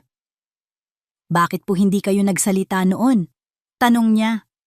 Napayuko si Mrs. Reyes. "Natakot ako. May kapangyarihan ang pamilya niya. Isa lang akong simpleng nurse. May pamilya rin ako. Pagkatapos noon, nag-resign na ako. Hindi na kinaya ng konsensya ko." "Handa po ba kayong tumestigo ngayon?" mahinang tanong ni Leo. "Para kay Ara. Para sa mga anak niya." Tumingin si Mrs. Reyes kay Leo. Nakita niya ang sinseridad sa mga mata nito. Tumango ito ng dahan-dahan. "Para kay Ara." "Oo." Umalis si Leo sa bahay na iyon na may bigat at determinasyon sa kanyang puso. Ang kaso ay hindi na lang tungkol sa custody. Ito ay tungkol sa isang matinding kasamaan na kailangang malantad. Kinabukasan, inilagay niya ang lahat ng kanyang nakalap, ang report ni Mang Ruben, tungkol sa pinansyal na estado ng mga imperial at ang kawalan ng kakayahan ni Stella na magkaanak, pati na rin ang handwritten testimony ni Mrs. Linda Reyes sa isang malaking brown envelope. Walang pangalan ng nagpadala. Walang return address. Personal niya itong idinaan sa address ni Doña Esmeralda Cruz at iniwan sa mailbox nito. Pagbalik niya sa kanyang opisina, pakiramdam niya ay gumaan ang kanyang dibdib. Nakatulong siya. Gumawa siya ng tama. Binuksan niya ang kanyang email, handa nang bumalik sa kanyang karaniwang trabaho. Ngunit isang email ang kumuha ng kanyang atensyon. Mula ito sa isang hindi kilalang address, isang random na kombinasyon ng mga letra at numero. Ang subject, para sa iyo na naghahanap ng katotohanan. Nag-atubili si Leo. Maaaring virus ito o spam. Pero may kung anong nag-udyok sa kanya na buksan ito. Walang laman ang email maliban sa isang PDF file na naka-attach. Ang pangalan ng file, hulinghabilin.pdf. Nanginginig ang daliri niya habang kiniklik ito. Bumukas ang dokumento. Isa itong kopya ng isang last will and testament. Ang pangalan sa itaas, Augusto de Villa. Ang ama ni Stella. Mabilis na binasa ni Leo ang mga pahina. Naroon nga ang clause na nagsasabing makukuha lamang ni David at Stella ang mana kung mayroon silang tagapagmana na dala ang apelyidong imperial. Pero may mga bahagi ang dokumento na natatakpan ng itim na parihaba, mga sinadyang burahin, mga salita at buong pangungusap na sadyang itinago. At sa ilalim ng huling pahina, may isang pangungusap na nakasulat sa pula, na para bang idinagdag lang, basahin mo ang nasa likod ng itim. Doon mo makikita ang totoong laro. Ang mga sumunod na araw ay lumipas sa isang kakaibang uri ng katahimikan. Isang katahimikan na may tensyon na parang paghinga ng malalim bago ang isang malakas na sigaw. Wala nang sulat mula kay Leo. Wala nang pagpaparamdam mula kay David o Stella. Para kay Ara, ang bawat araw na payapa ay isang biyaya. Sinusulit niya ang bawat sandali kasama ang kanyang mga anak, pinupuno ang kanilang munting tahanan ng tawanan at laro, na para bang sinusubukan niyang mag-imbak ng masasayang alaala para sa kung anumang unos ang paparating. Ginamit din niya ang katahimikang iyon para maging mas alerto. Dala niya palagi ang voice recorder na bigay ni Leo, bagamat wala pa siyang pagkakataong gamitin ito. Ibinigay niya rin ang numero ng abogado ni Leo kay Doña Esme, na sinabi lang sa kanya sa telepono, magaling, isang magandang hakbang. Ngunit isang gabi, ang mapanlinlang na katahimikan ay biglang binasag. Madaling araw na, mahimbing ang tulog ng lahat. Ang tanging maririnig ay ang tunog ng mga kuliglig sa labas at ang banayad na paghilik ni Anton. Bigla, isang tunog ang gumising kay Ara. Isang tunog na kinatatakutan ng bawat ina. Ang tunog ng hirap na paghinga. Napabalikwas siya ng bangon. Ang kanyang puso ay agad kumabog ng mabilis. Hinanap ng kanyang mga mata sa dilim kung sino sa mga anak niya. Si Andre. Nakaupo ito sa kama, ang mga balikat ay umaangat at bumababa ng mabilis. Ang bawat paghinga niya ay may kasamang mahinang sipol. Ang pamilyar at nakakatakot na tunog ng isang asthma attack. Andre, anak! Mabilis na sabi ni Ara habang kinukuha ang nebulizer mula sa maliit na kabinet. Nanginginig ang kanyang mga kamay habang inaayos ito. Ito na ang pangalawang beses na inatake si Andre. Pero ang takot ay parang laging bago. Mama, hindi. Ako makahinga. Hirap na sabi ni Andre, ang mga mata ay nanlalaki sa takot. Shh, anak. Nandito si Mama. Huminga ka lang ng dahan-dahan, sabi ni Ara, sinisikap na pakalmahin ang sariling boses para sa anak. Kahit ang totoo ay nagpapanik na siya sa loob-loob niya. Isinuot niya ang mask ng nebulizer kay Andre. Ang ugong ng makina ay umaling-awngaw sa maliit na silid. Ngunit paglipas ng ilang minuto, walang pagbabago. Mas lalong nahihirapan si Andre at ang kanyang mga labi ay nagsisimula ng mamutla. Kailangan nila ng ospital. Ngayon na. Mabilis niyang binuhat si Andre. Angelo, gising! Bantayan mo ang mga kapatid mo. Huwag kang aalis dito. Utos niya sa panganay na nagising dahil sa ingay. Tumakbo siya palabas ng bahay, buhat-buhat si Andre. Ang isip niya ay blanko maliban sa isang bagay, ospital. Kinuha niya ang kanyang cellphone para tumawag ng taxi pero walang signal. Kinapa niya ang kanyang wallet. Kakaunti na lang ang laman. Hindi sapat para sa emergency room. Desperasyon. Iyon ang naramdaman niya. Isang malamig at nakakaparalisang desperasyon. Nasa gitna siya ng kawalan ng pag-asa nang ang kanyang mga mata ay napadako sa isang pinto sa di kalayuan. Ang pinto ng bahay ni Leo de Alva. Nag-atubili siya. Ang lalaking gustong magpaalis sa kanila? Ang lalaking kasing lamig ng yelo? Pero nang marinig niya ang isa na namang paghila ng hininga ni Andre, nawala ang lahat ng kanyang pag-aalinlangan. Tumakbo siya patungo sa pinto ni Leo at kumatok ng buong lakas. Hindi na ito katok, kalampag. Sir Leo! Tulong! Tulungan niyo po kami! Sigaw niya, ang boses ay basag na dahil sa pag-iyak. Ilang sandali pa, bumukas ang ilaw sa loob at bumukas ang pinto. Nakatayo doon si Leo de Alva, nakasuot lang ng gray na t-shirt at pajama pants. Ang buhok niya ay magulo at ang kanyang mukha ay bakas ang pagkalito at pagkagising. Miss Malaya? Anong? Ngunit hindi na niya natapos ang sasabihin. Ang kanyang mga mata ay napunta kay Andre. Nakita niya ang namumutlang labi nito. Nakita niya ang hirap nitong paghinga. Sa isang iglap nawala ang lahat ng bakas ng pagkaantok sa mukha ni Leo. Napalitan iyon ng seryosong alerto. Get in the car! Now! Utos nito. Walang tanong. Walang pag-aalinlangan. Kinuha lang nito ang susi at wallet sa isang maliit na mesa sa tabi ng pinto at nauna nang naglakad palabas. Sumunod si Ara at sa loob ng ilang segundo, nasa loob na sila ng itim na SUV ni Leo, humaharurot sa tahimik na mga kalsada ng madaling araw. Ang biyahe papuntang ospital ay nababalot ng tensyon.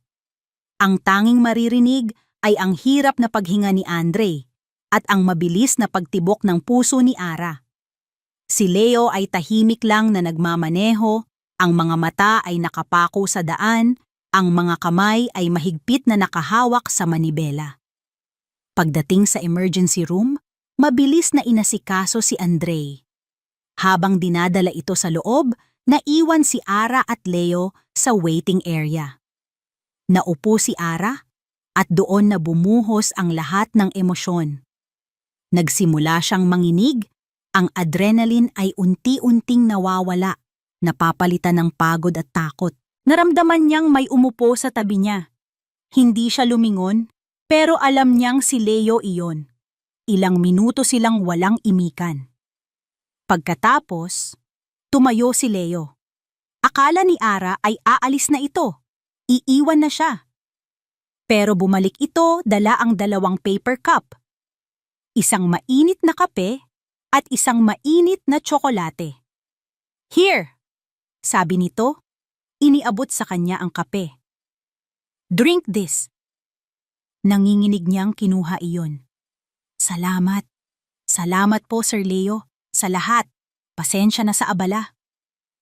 Just Leo is fine, sabi nito, habang sumisimsim sa sariling inumin. Tumingin ito sa kanya. It's not an inconvenience. Naupo ulit sila sa katahimikan. Pero ngayon, hindi na ito ang tensyonadong katahimikan kanina. Mayroon na itong bahid ng comfort. Pangarap ng papa ko ang bahay Pag-asa, biglang sabi ni Leo na ikinagulat ni Ara. Nakatingin ito sa malayo, na para bang may inaalala. Ginugol niya ang buong buhay niya para itayo iyon. Gusto niya ng isang lugar kung saan ang mga matatanda ay mararamdaman pa ring may halaga sila, na may pamilya sila. Nung namatay siya, sa akin niya ipinamana. Pero hindi ko nakita ang pangarap niya. Ang nakita ko lang ay isang negosyong nalulugi. Isang pabigat. Ang salitang iyon. Pabigat. Naramdaman ni Ara ang kirot sa puso ni Leo. Kaya ginawa ko ang lahat para maging successful ito. Pagpapatuloy niya. Naglagay ako ng mga rules, mga sistema. Lahat naging tungkol sa numero at kita. Nakalimutan ko na isa pala itong tahanan. Ito ang pinakamahabang narinig niyang sinabi ni Leo. At sa bawat salita, nararamdaman niya ang unti-unting pagguho ng pader sa pagitan nila. Nakikita niya ngayon ang tao sa likod ng malamig na negosyante. Isang taong nasaktan. Isang taong nalulungkot. Hindi alam ni Ara kung anong sasabihin. Kaya ginawa na lang niya ang isang bagay na natural sa kanya. Hindi ka pa huli, mahina niyang sabi. Nakikita ko kung paano ka tinitingnan ng mga residente. Nire-respeto ka nila. Sigurado akong proud sa'yo ang papa mo. Tumingin si Leo sa kanya. At sa unang pagkakataon, nakita ni Ara ang isang tunay na ngiti mula dito. Isang maliit, malungkot, ngunit totoong ngiti. Isang doktor ang lumabas at sinabing stable na si Andre. Ang pasasalamat na naramdaman ni Ara ay hindi masukat. Habang pauwi na sila, bago mag-umaga, ibang-iba na ang pakiramdam sa loob ng sasakyan. Si Andre ay mahimbing na natutulog sa likod, balot sa kumot. Ang katahimikan sa pagitan nila ni Leo ay komportable na. Pagdating nila sa bahay Pag-asa, tinulungan siya ni Leo na buhatin si Andre papasok sa kanilang bahay. Inihiga nila ito ng maingat sa kama. Salamat talaga, Leo, sabi ulit ni Ara nang nasa may pinto na sila. Hindi ko alam kung anong gagawin ko kung wala ka. Wala yon, sagot nito. Magpapaalam na sana ito nang mapahinto sila pareho. May nakita silang isang anino na nakatayo sa labas, malapit sa gate, sa ilalim ng nag-iisang poste ng ilaw. Habang papalapit ang anino, naging malinaw ang anyo nito. Isang babae, nakaputing bestida. Si Stella, nakatayo lang ito doon, nakatingin sa kanila. At ang mga mata nito, kahit sa dilim, ay nag-aapoy sa galit at pagkasuklam habang nakikita silang dalawang magkasama. Ang imahe ni Stella na nakatayo sa dilim, ang mga matay parang nag-aapoy, ay sumunod kay Ara hanggang sa kanyang pagtulog. Kinabukasan, kahit sumisikat ang araw, nanatili ang isang madilim na anino sa kanyang puso. Ang pagtulong ni Leo kagabi ay nagdulot ng isang panandaliang init, ngunit ang tingin ni Stella ay isang malamig na paalala na ang giyera ay hindi pa tapos. Sa katunayan, pakiramdam niya ay nagsisimula pa lamang ito. Lumipas ang 2 araw na walang nangyari. Sinubukan ni Ara na ibalik sa normal ang lahat. Naglaro sila sa hardin, nagbasa ng mga kwento at tinulungan niya ang mga bata sa kanilang takdang aralin. Ngunit sa likod ng bawat ngiti at halakhak, may isang bahagi sa kanya na laging nagmamasid, laging naghihintay. Nang hapong iyon, habang naglalaro ang mga bata sa playground ng bahay Pag-asa, ang kinatatakutan niya ay nagkatotoo. Mama! Tita ganda! Sigaw ni Ayla, sabay turo sa isang direksyon. Napalingon si Ara, at ang kanyang puso ay biglang kumabog ng mabilis. Paparating si Stella. Pero ngayon, ibang-iba ang kanyang itsura. Wala na ang mapanghusgang titig. Nakasuot ito ng isang simpleng bestida at flat shoes. Ang kanyang buhok ay nakatirintas lang. May dala siyang isang malaking paper bag. At sa kanyang labi may isang ngiti. Isang matamis at tila sinserong ngiti. Mas lalong kinabahan si Ara. Ang lobo ay nagsuot ng damit ng tupa. Hello there! Bati ni Stella sa mga bata, ang boses ay malambing. Tingnan ninyo ang dala ko. Inilabas niya mula sa paper bag ang 5 kahon ng mamahaling imported chocolates. Nanlaki ang mga mata ng mga bata. Wow! Sabay-sabay nilang sabi. Stella! Mariin na sabi ni Ara. Lumalapit para harangan ito. Anong ginagawa mo dito? Tumingin si Stella sa kanya. Ang mga mata ay nagpapanggap na nasasaktan. Ara, please. I'm sorry for what happened the other night. I was just emotional. Gusto ko lang namang makilala ang mga bata.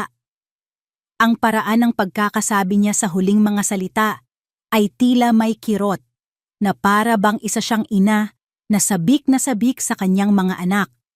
Isa itong perpektong pag-arte. Huwag mong gamitin ang mga anak ko, mahinang sabi ni Ara. Hindi ko sila ginagamit, sagot ni Stella habang inaabot ang tsokolate kay Angelo. Gusto ko lang maging kaibigan. Nag-atubili si Angelo, tumingin muna sa kanyang ina.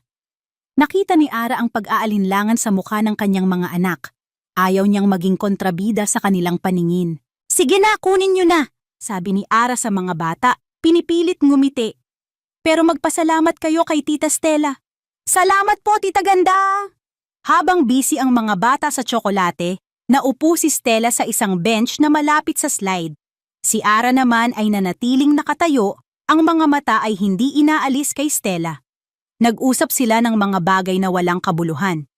Ang panahon, ang mga bulaklak sa hardin. Si Ara ay sumasagot lang ng matipid. Ma'am Ara? Tawag ng isa sa mga matandang residente, si Lolo Cadyo. Patulong naman dito sa crossword puzzle. Napatingin si Ara kay Lolo Cadyo, pagkatapos ay kay Stella. Ayaw niyang iwan ang mga bata kasama ang babaeng ito. Don't worry, sabi ni Stella, na para bang nabasa ang isip niya. I'm just here, hindi ko sila itatakbo. Ngumiti ito. Nag-aalangan man, lumapit si Ara kay Lolo Cadyo na ilang metro lang ang layo.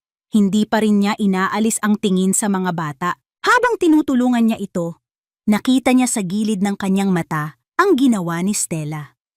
Tumayo ito at lumapit sa slide kung saan naglalaro si Anton. May kinuha ito mula sa kanyang bulsa. Isang bagay na maliit at kumikinang. Isang barya. Mabilis itong yumuko, nagpanggap na inaayos ang sintas ng sapatos at ginamit ang barya para pihitin ang isang tornilyo sa ilalim ng dulo ng slide. Isang mabilis na pihit, 2, 3. Pagkatapos ay mabilis itong tumayo at bumalik sa pagkakaupo na para bang walang nangyari. Ang lahat ay nangyari sa loob lang ng 5 segundo. Pero para kay Ara, ang oras ay bumagal. Nakita niya ang lahat. Anton, bumaba ka dyan! Sigaw niya, ang boses ay puno ng panik. Pero huli na ang lahat. Dumulas si Anton pababa ng slide. Sa dulo, kung saan dapat ay nakakapit ng maayos ang plastik, bumigay ang niluwagan na tornilyo. Ang dulo ng slide ay bahagyang umangat at si Anton ay tumilapon sa halip na dumulas ng maayos. Bumagsak siya sa damuhan. Isang malakas na iyak ang pumuno sa hangin. Anton! Sigaw ni Ara, sabay takbo palapit. Hindi malubha ang nangyari. Isang malaking gasgas sa tuhod at braso. Pero ang iyak ni Anton ay puno ng sakit at gulat. Oh my God! Anton! Anong nangyari? Sigaw ni Stella, tumatakbo rin palapit. Ang mukha ay puno ng perpektong pag-aalala. Habang karga-karga ni Ara si Anton na umiiyak at habang ang ibang mga bata ay nag-uumpukan sa kanila, 2 tao ang biglang pumasok sa gate ng bahay Pag-asa. 2 babaeng nakasuot ng uniforme. May dalang mga ID. Kami po ay mula sa Department of Social Welfare and Development, sabi ng isa, ang boses ay formal at seryoso. Nakatanggap po kami ng isang anonymous call tungkol sa kapakanan ng mga batang naninirahan dito. Nanigas si Ara sa kanyang kinatatayuan. Ang lahat ay parang isang slow motion na bangungot. At kasunod ng mga social worker, isang van ang huminto sa labas. Mula dito ay bumaba ang ilang mga reporter. May dalang mga kamera at mikropono. Nagsimulang mag-flash ang mga kamera. Miss Malaya, totoo po bang pinapabayaan nyo ang inyong mga anak? Totoo po bang delikado ang playground na ito para sa mga bata? Nagsimulang mahilo si Ara. Ang iyak ni Anton, ang mga tanong ng reporter, ang mga flash ng kamera, ang seryosong mukha ng mga social worker, at ang mapagpanggap na pag-aalala sa mukha ni Stella. Lahat ay humahampas sa kanya ng sabay-sabay. Hindi totoo yan, sabi niya. Pero ang boses niya ay halos hindi na marinig sa gitna ng gulo. Isang aksidente lang.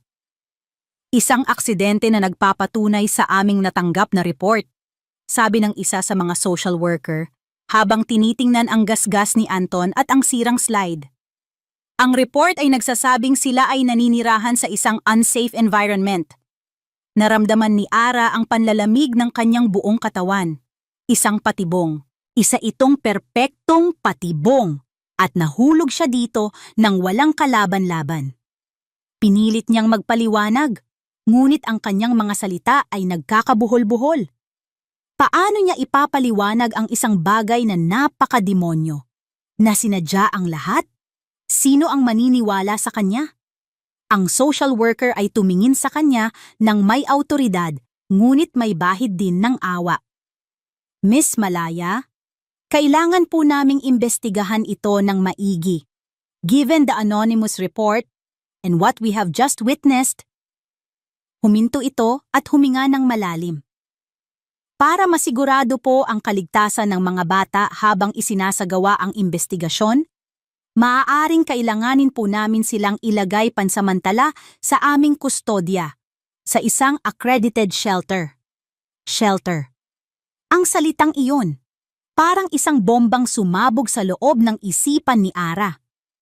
Ang kanyang mga anak, kukunin sa kanya. Dadalhin sa isang lugar na puno ng mga estranghero. Nawala ang lakas sa kanyang mga tuhod. Ang mga tunog sa paligid niya ay unti-unting humina. Ang mga mukha ay nagsimulang mag-blur.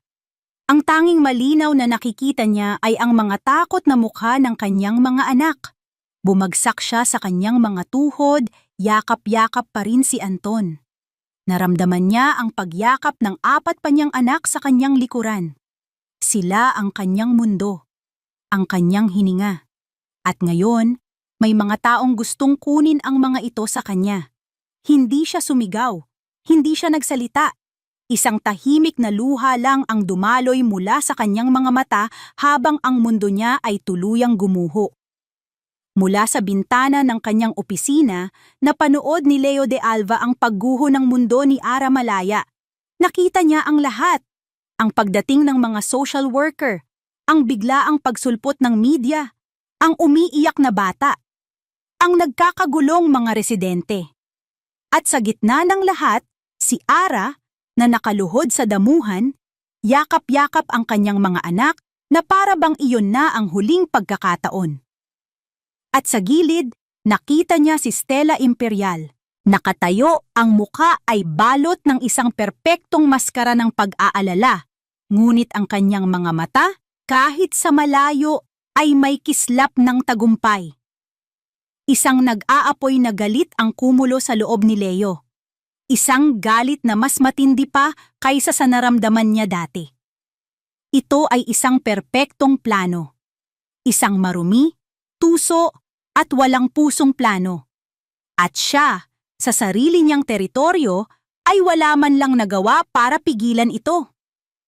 Bago pa man siya makapag-isip, ang kanyang mga paa ay kusa ng kumilos. Mabilis siyang bumaba ng hagdan. Tinatahak ang pasilyo palabas ng gusali. Pagdating niya sa hardin, ang eksena ay mas malala pa sa malapitan.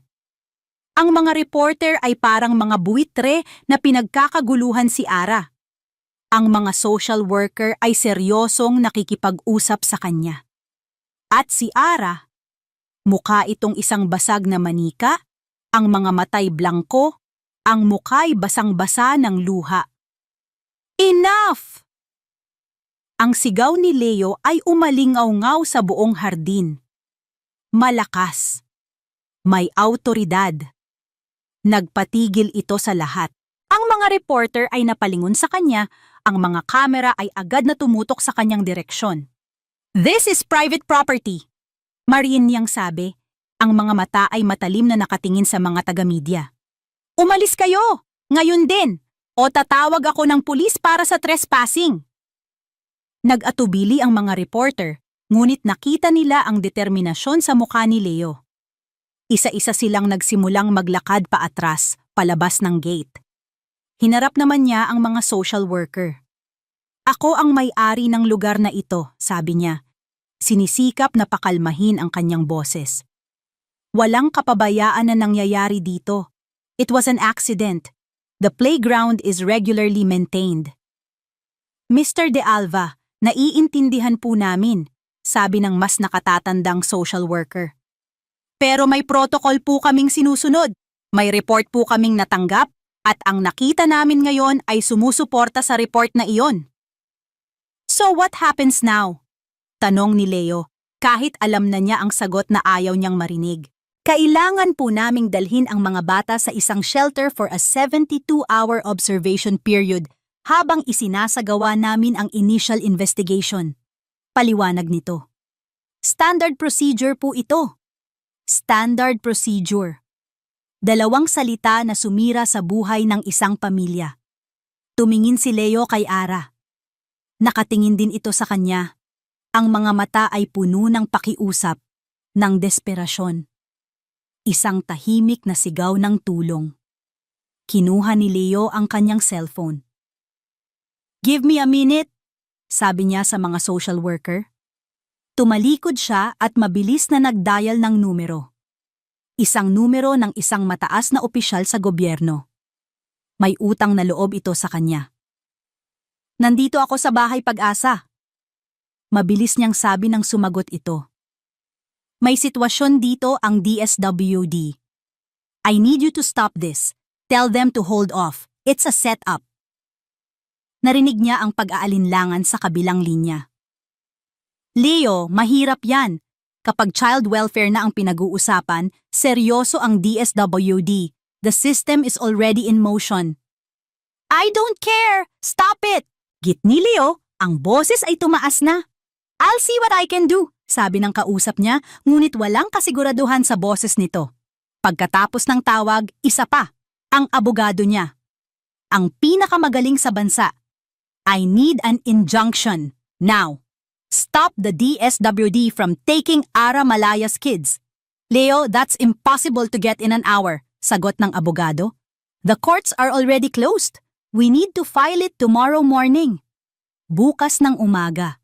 Masyadong matagal. Sa mga oras na iyon, wala na ang mga bata.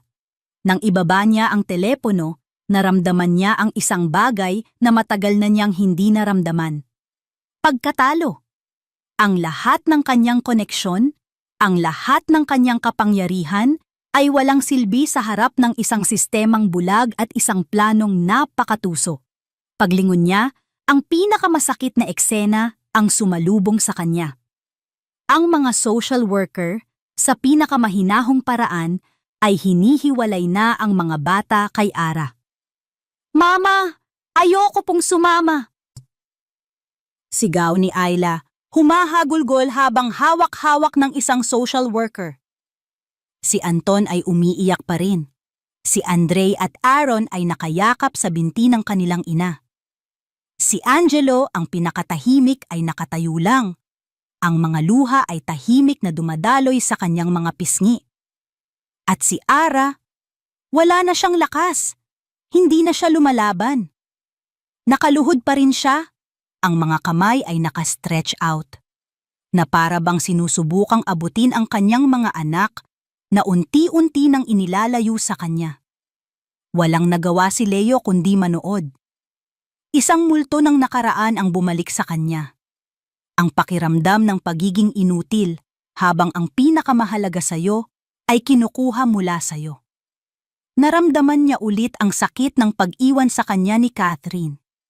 Pero ito, mas masakit pa ito. Dahil hindi lang ito pag-ibig na nawala. Ito ay isang pamilyang sinisira. Nang tuluyan ng mailabas ng gate ang mga bata at maisakay sa van ng DSWD, ang hardin ay biglang nabalot ng isang nakabibinging katahimikan na iwan si Ara nakaluhod pa rin. Iwan si Ara, mag-isa. Dahan-dahang lumapit si Leo. Ang bawat hakbang ay parang ang bigat. Naupo siya sa damuhan sa tabi ni Ara, hindi sa taas niya, sa tabi niya. Hindi siya nagsalita. Ano pa ba ang sasabihin? Narinig niya ang isang mahinang hikbi mula kay Ara. Pagkatapos ay isa pa, hanggang sa ito'y naging isang tahimik na pag-iyak na puno ng sakit. Inilagay ni Leo ang kanyang kamay sa balikat nito. Isang simpleng gesture. Isang gesture na nagsasabing, "Nandito ako." Naramdaman niya ang panginginig nito. Wala na sila. Bulong ni Ara, ang boses ay halos hangin na lang. Kinuha na nila ang mga anak ko. Pinisil ni Leo ang balikat nito. Tumingin siya sa madilim ng kalangitan. At sa unang pagkakataon, gumawa siya ng isang pangako na hindi para sa negosyo. Isang pangako mula sa puso. "Ipinapangako ko sa iyo, Ara," sabi niya. Ang boses ay matatag at puno ng isang bagong determinasyon. "I will bring them back." Sa sandaling iyon, tumunog ang kanyang cellphone. Isang text message mula kay Doña Esmeralda Cruz. Tumawag ang korte. In-expedite ni Judge De La Cuesta ang hearing. Bukas na ng umaga.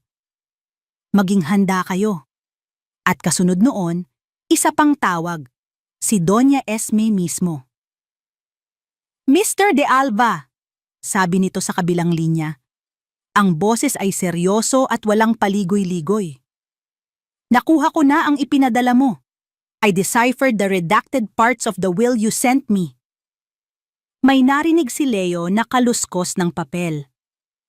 "And I think," pagpapatuloy ni Doña Esme, "we have everything we need. Get ready for tomorrow." Ang courtroom ay malamig at tahimik. Ang bawat bulong ay umietso, ang bawat ubo ay parang isang malakas na tunog. Para kay Ara, ang lugar na iyon ay parang isang arena. At siya ang gladiator na walang sandata. Nakatayo siya sa tabi ni Doña Esmeralda Cruz, na kalmado at elegante sa kanyang itim na business suit.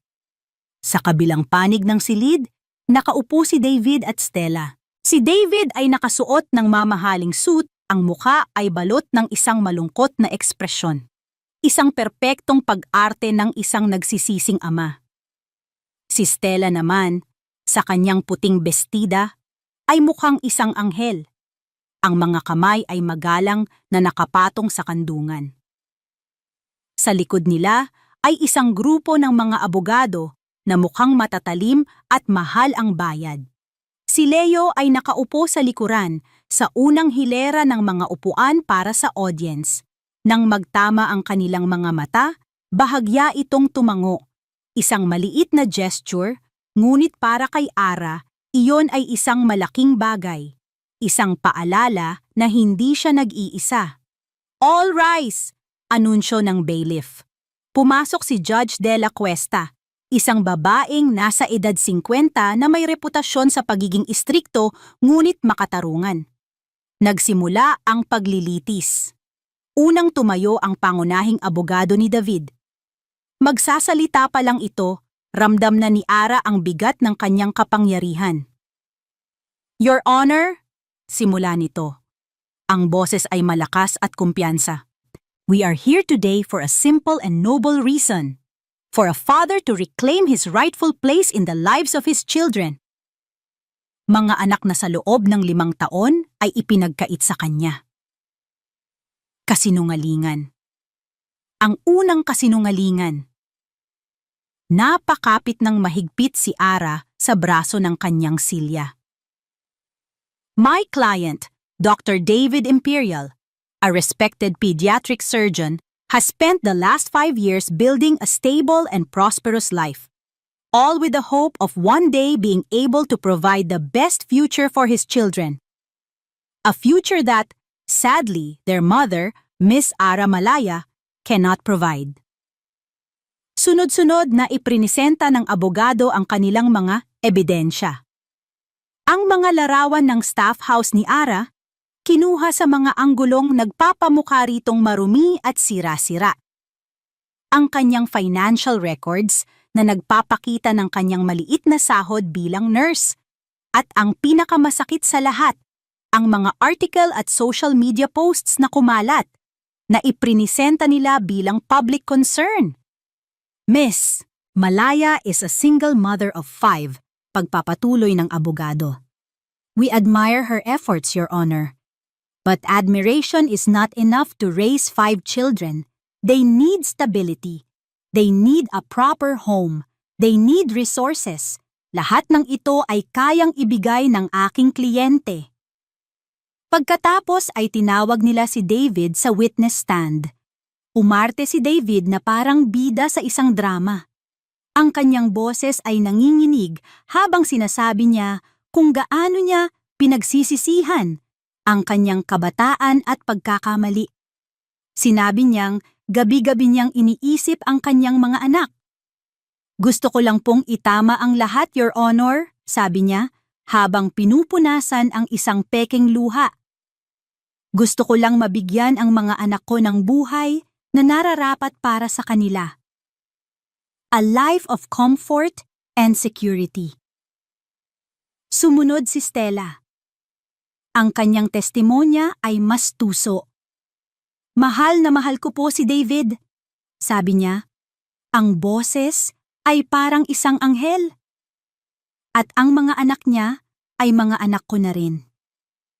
My only dream is to be a mother to them. Mother, to give them the love and care that they are clearly lacking. Isang patutsada. Isang matalim na punyal na binalot sa matamis na salita. Ang huling tinawag ng kanilang panig ay ang social worker na pumunta sa bahay Pag-asa. Seryoso nitong isinalaysay ang kanyang nakita. Ang sirang slide, ang umiiyak na bata, ang unsafe environment. Ang kanyang report ay formal at walang kinikilingan, ngunit bawat salita nito ay isang pako sa kabaong ni Ara. Habang nakaupo doon, naramdaman ni Ara ang titig ng lahat. Ang titig ng hukom. Ang titig ng mga tao sa audience.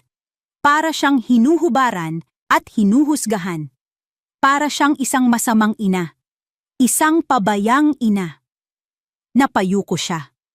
Ang kahihiyan ay parang isang mabigat na kumot na bumalot sa kanya. Nagsimulang mag-init ang kanyang mga mata. Gusto niyang sumigaw. Gusto niyang sabihin na lahat iyon ay kasinungalingan, isang palabas. Pero ang kanyang lalamunan ay parang may bumara. Tumingin siya sa direksyon ni David at Stella. Nakita niya. Sa likod ng kanilang mga malulungkot na maskara, nakita niya ang isang mabilis na pagngiti ni Stella kay David. Isang ngiti ng tagumpay. Parang gumuho ang lahat ng pag-asa ni Ara. Paano nila lalabanan ito? Ang kanilang mga salita laban sa bundok ng mga pekeng ebidensya at perpektong pag-arte. Does the defense have anything to say? Tanong ni Judge De La Cuesta. Ang tingin ay na kay Doña Esmeralda. Tumayo si Doña Esme, kalmado pa rin. We do, Your Honor, sabi nito. Do you have any witnesses or evidence to rebut the claims presented? Ang mga mata ng lahat ay na kay Doña Esme. Ang katahimikan sa courtroom ay halos nakabibingi. Isang maliit at misteryosong ngiti ang sumilay sa labi ni Doña Esmeralda Cruz. Your Honor, sabi nito, ang boses ay malinaw at matatag. We don't just have one, we have two. Lumingon ito at ang kanyang tingin ay dumaan kay Ara, kay Leo, bago ito tumuon kina David at Stella. And for my first exhibit, I would like to present the last will and testament of the late Mr. Augusto de Villa, the father of Mrs. Stella Imperial. Ang pagbanggit sa pangalan ng kanyang yumaong ama ay nagdulot ng isang mabilis na pagkislot ng gulat sa mukha ni Stella. Maging si David ay napakunot ng noo. Tumingin sila sa kanilang mga abogado na nagkibit-balikat lang, halatang hindi rin ito inaasahan. Mula sa kanyang kinauupuan, naramdaman ni Leo ang pagbilis ng tibok ng kanyang puso. Ito na ang simula ng pagbagsak nila. "Objection, Your Honor!" Mabilis na sabi ng abogado ni David. "What is the relevance of my client's father-in-law's will to this custody case?" "The relevance, my dear counsel," sagot ni Doña Esme, lumalakad papalapit sa hukom, "is everything. It will establish the true motive behind this sudden and overwhelming display of paternal love." "I'll allow it," sabi ni Judge De La Cuesta. Ang interes ay halata na sa kanyang mukha. "Proceed, Attorney Cruz." Inilabas ni Doña Esme ang isang kopya ng testamento at inilagay ito sa projector. Ang parehong dokumento na ipinadala ni Leo, ngunit ngayon wala ng mga itim na takip. Nakalagay po dito, Your Honor, sa Section 4, Paragraph B, sabi ni Doña Esme, habang itinuturo ang isang bahagi, na ang kabuuan ng yaman ni Mr. Augusto de Villa ay mapupunta lamang sa kanyang anak na si Stella at sa asawa nitong si David sa isang kondisyon, na sila ay magkaroon ng isang lehitimong tagapagmana na magdadala ng apelyidong imperial. Nagsimula ang bulungan sa courtroom. Malinaw na ngayon ang motibo. Hindi ito pagmamahal, pera. Pero hindi po iyan ang buong kwento, pagpapatuloy ni Doña Esme. Ang kanyang boses ay parang isang matalim na kutsilyo. Dahil ang kopya na isinumite ng panig ng imperial sa korte para patunayan ang kanilang interes sa mga bata ay may kulang. Mayroon silang sinadyang itago. Kinlik ni Doña Esme ang isang buton at isang pangbahagi ng dokumento ang nag-zoom in. Ito po ang Section 4, Paragraph C, ang bahaging tinakpan nila. At binasa niya ito ng malakas para marinig ng lahat. Sa pagkakataong subukan ni David Imperial na angkinin ang mga batang dati na niyang itinakwil para lamang matupad ang kondisyon sa itaas, ang buong testamento ay magiging null and void. At ang kabuuan ng aking yaman ay automatikong ililipat sa St. Jude's Orphanage and Children's Foundation. Isang kolektibong paghinga ng gulat ang umalingaw-ngaw sa buong silid.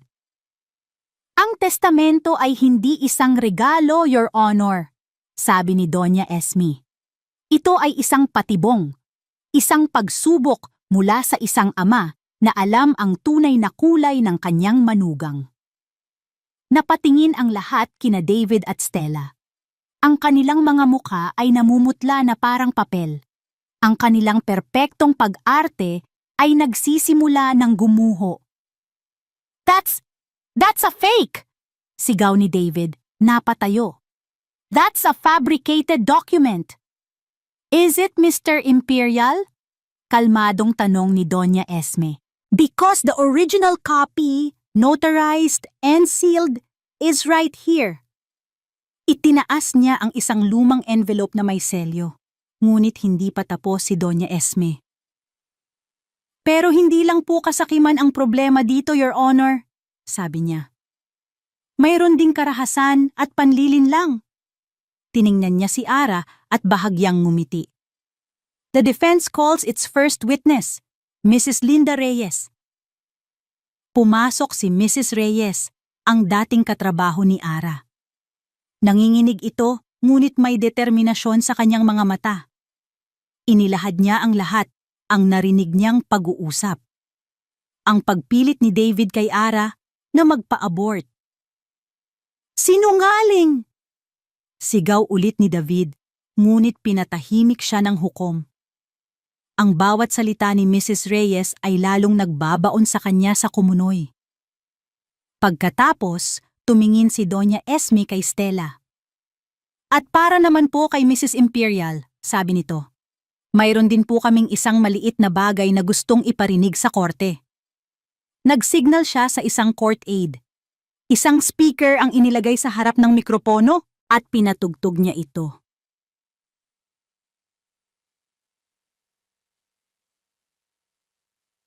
Take this. Mag-umpisa ka ng bagong buhay. Malayong malayo dito. Ibibigay mo na lang sa amin ang mga bata. Ang boses ni Stella, matamis pero puno ng lason, ay pumuno sa silid. Malinaw, walang duda. You will regret this, you poor little thing. Sisirain namin ang buhay mo. Nang matapos ang recording, ang katahimikan ay nakabibingi. Si Stella ay parang isang estatwa. Ang kanyang magandang mukha ay nagmistulang isang basag na maskara. Tumingin siya kay David na para bang humihingi ng tulong, pero si David ay nakatingin lang sa sahig, talunan na. I have no more questions, Your Honor, sabi ni Doña Esme. Tumayo si Judge de la Cuesta. Ang kanyang muka ay seryoso, ngunit may bakas ng matinding galit sa kanyang mga mata. Tumingin siya kina David at Stella na para bang sila ang pinakamaruming bagay na nakita niya. The court has heard enough, sabi niya. Ang boses ay malamig at matigas. The petition for custody filed by Mr. David Imperial is hereby dismissed with prejudice. Furthermore, pagpapatuloy niya, this court finds that there is substantial evidence of perjury, attempted fraud, and witness intimidation. I am ordering the court sheriff to take Mr. and Mrs. Imperial into custody pending a full investigation by the prosecutor's office. Parang isang kulog ang narinig ni Stella. No! Isang nakakabaliw na sigaw ang kumawala mula sa kanyang lalamunan. Sinisira ang kanyang malaanghel na imahe. Hindi! It's not true! Kasalanan niya ang lahat! Itinuro niya si Ara. That pathetic woman! Dalawang sheriff ang lumapit sa kanila. Nagsimulang magpumigla si Stella. Si David naman ay parang isang lobong pinabagsak. Walang imik, walang laban. Habang kinakaladkad sila palabas, ang mga mata ni David ay nagtama sa mga mata ni Ara. Sa huling pagkakataon, wala nang galit o pagmamataas sa mga iyon. Tanging pagsisisi. Isang malalim at huling-huling pagsisisi. Nang maisara na ang pinto, tumayo ulit ang hukom. Tumingin ito kay Ara at sa unang pagkakataon, ang kanyang mga mata ay lumambot. Miss Malaya, sabi nito, this court recognizes you as the sole and rightful parent of your 5 children. The DSWD will be instructed to release them back into your care immediately. Case dismissed. Gavel bang. Tapos na. Ang bigat na pinapasan ni Ara sa loob ng maraming linggo, sa loob ng 5 taon, ay biglang nawala. Napaupo siya sa kanyang silya. At sa harap ng lahat, sa gitna ng malamig na courtroom na iyon, humagulgol siya. Hindi ito iyak ng sakit o takot. Ito ay iyak ng ginhawa, iyak ng pasasalamat, iyak ng isang inang nanalo sa pinakamahalagang laban ng kanyang buhay. Ang pagbabalik sa bahay Pag-asa ay ibang-iba sa lahat ng pag-uwi ni Ara sa buong buhay niya. Nang bumaba sila mula sa sasakyan ni Leo, hindi ang karaniwang katahimikan ang sumalubong sa kanila. Ang buong hardin ay puno ng tao. Ang mga residente, mga staff, si Aling Nita, si Doña Esme, lahat sila ay naroon. May hawak silang mga lobo at isang malaking banner na may nakasulat, Welcome home, Ate Ara and kids! At sa gitna ng lahat, tumatakbo papalapit sa kanya ang 5 pinakamahalagang tao sa kanyang mundo. Mama! Ang sabay-sabay na sigaw na iyon ay ang pinakamagandang musikang narinig ni Ara. Lumuhod siya at ibinuka ang kanyang mga braso. Isa-isang pumasok sa kanyang yakap ang kanyang mga anak. Ang bigat ng kanilang maliliit na katawan, ang init ng kanilang mga yakap, ang amoy ng kanilang buhok, ito ang langit. Ito ang kanyang tagumpay. Namiss ka po namin, Mama, sabi ni Angelo. habang nakasubsob ang muka sa kanyang balikat. Ayoko na po dun, Mama, sabi naman ni Ayla humihikbi. Okay na mga anak, nandito na si Mama, sabi ni Ara, habang hinahalikan sila isa-isa. Hindi na tayo magkakahiwalay, pangako. Nang mag-angat siya ng tingin, nakita niya si Leo. Nakatayo ito sa di kalayuan, hindi lumalapit, na para bang nagbibigay sa kanila ng espasyo. Ngunit ang kanyang mga mata ay nakangiti. Isang ngiting puno ng saya at ginhawa. Ang mga sumunod na linggo ay mga linggo ng paghilom. Ang balita tungkol sa pagkakakulong ni David at Stella ay kumalat na parang apoy. Nawala ang kanilang yaman. Nasira ang kanilang pangalan. Sila ay naging isang babala, isang kwento ng kasakiman na nagdulot ng sarili nitong kapahamakan. Ngunit para kay Ara, hindi na sila mahalaga.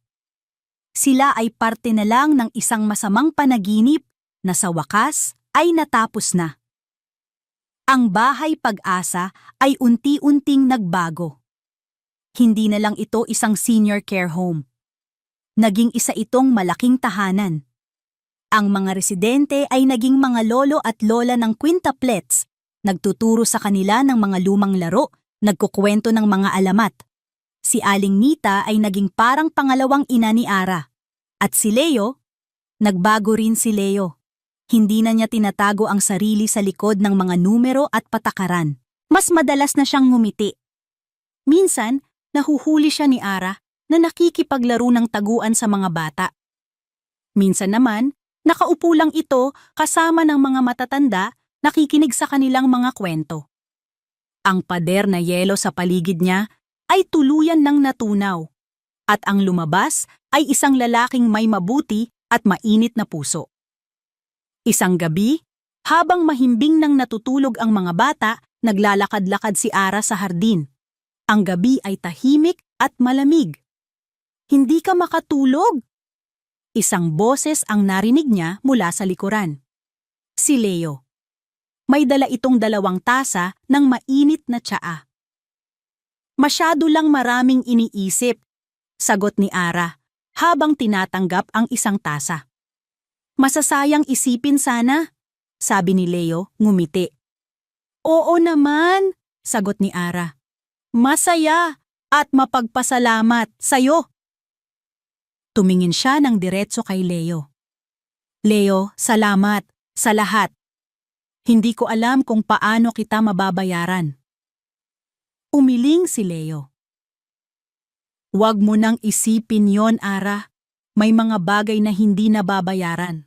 Ang makita kang masaya kasama ng mga anak mo, sapat na yon. Naupo sila sa isang bench sa ilalim ng mga bituin. Ang katahimikan sa pagitan nila ay komportable at puno ng mga hindi sinasabing salita. Naaalala mo ba yung sinabi ko sa ospital? Biglang tanong ni Leo. Tungkol sa bahay Pag-asa na isang pabigat.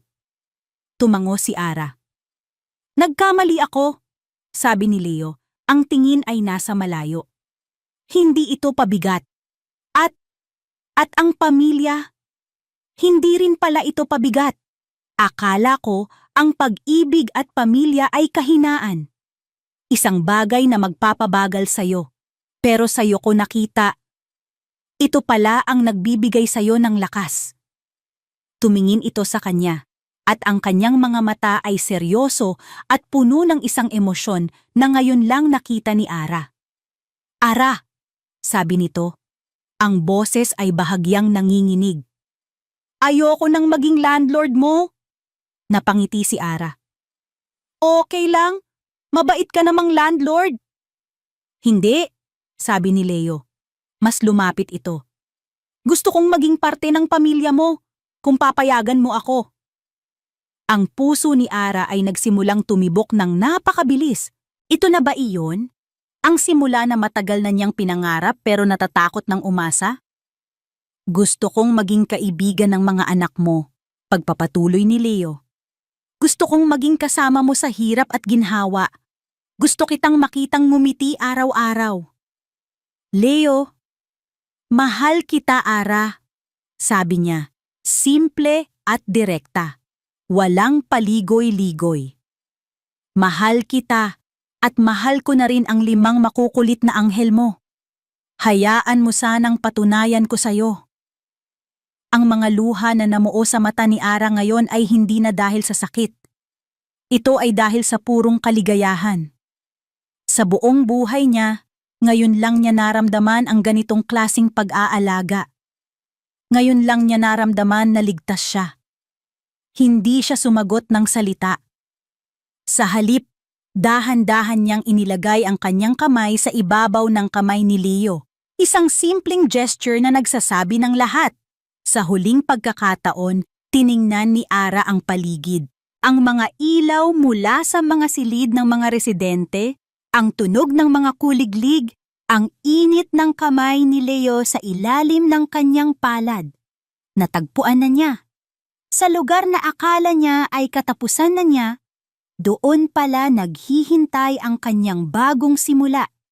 Isang bagong pamilya. Isang bagong pag-asa. Isang bagong pag-ibig. Dito sa Bahay Pag-asa. Ang kanilang tahanan. Ngumiti si Ara, isang tunay at payapang ngiti.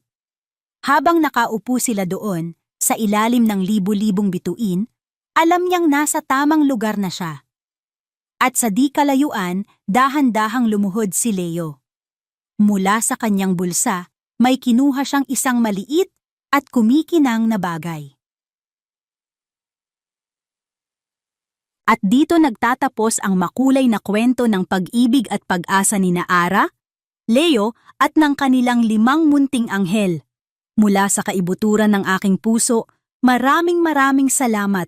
Salamat sa pagsama ninyo sa bawat pagtawa, pag-iyak at pagbangon ni Ara. Salamat sa pananatili sa kanyang tabi sa gitna ng mga pagsubok at sa pagsaksi sa kanyang dahan-dahang paghilom. Habang isinusulat ko ang kwentong ito, naramdaman ko ang bawat hibla ng sakit at pag-asa ng ating mga bida at naging inspirasyon ko ang inyong walang sawang suporta. Ang kwento ni Ara ay isang paalala na ang tunay na pamilya ay hindi laging nagsisimula sa dugo, kundi sa pusong handang magmahal at magprotekta ng walang kapalit. Ito ay kwento ng hindi matatawarang katatagan ng isang ina at ng pag-ibig na kayang sumibol sa pinakaimposibleng pagkakataon sa isang lugar na hindi mo inaasahan. Isang paalala na kahit sa pinakamadilim na gabi, laging may naghihintay na pagsikat ng araw. Ngayong tapos na ang ating paglalakbay, nais kong marinig ang inyong mga saloobin. Ano ang pinakapaborito ninyong eksena? Anong aral ang inyong napulot at babaunin mula sa kwento ni Ara at Leo?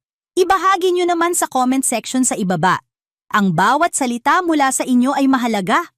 Hanggang sa ating muling pagkikita sa susunod na kwento, naway manatili sa inyong mga puso ang pag-asa at ang kapangyarihan ng tunay na pag-ibig. Pusong muling umiibig.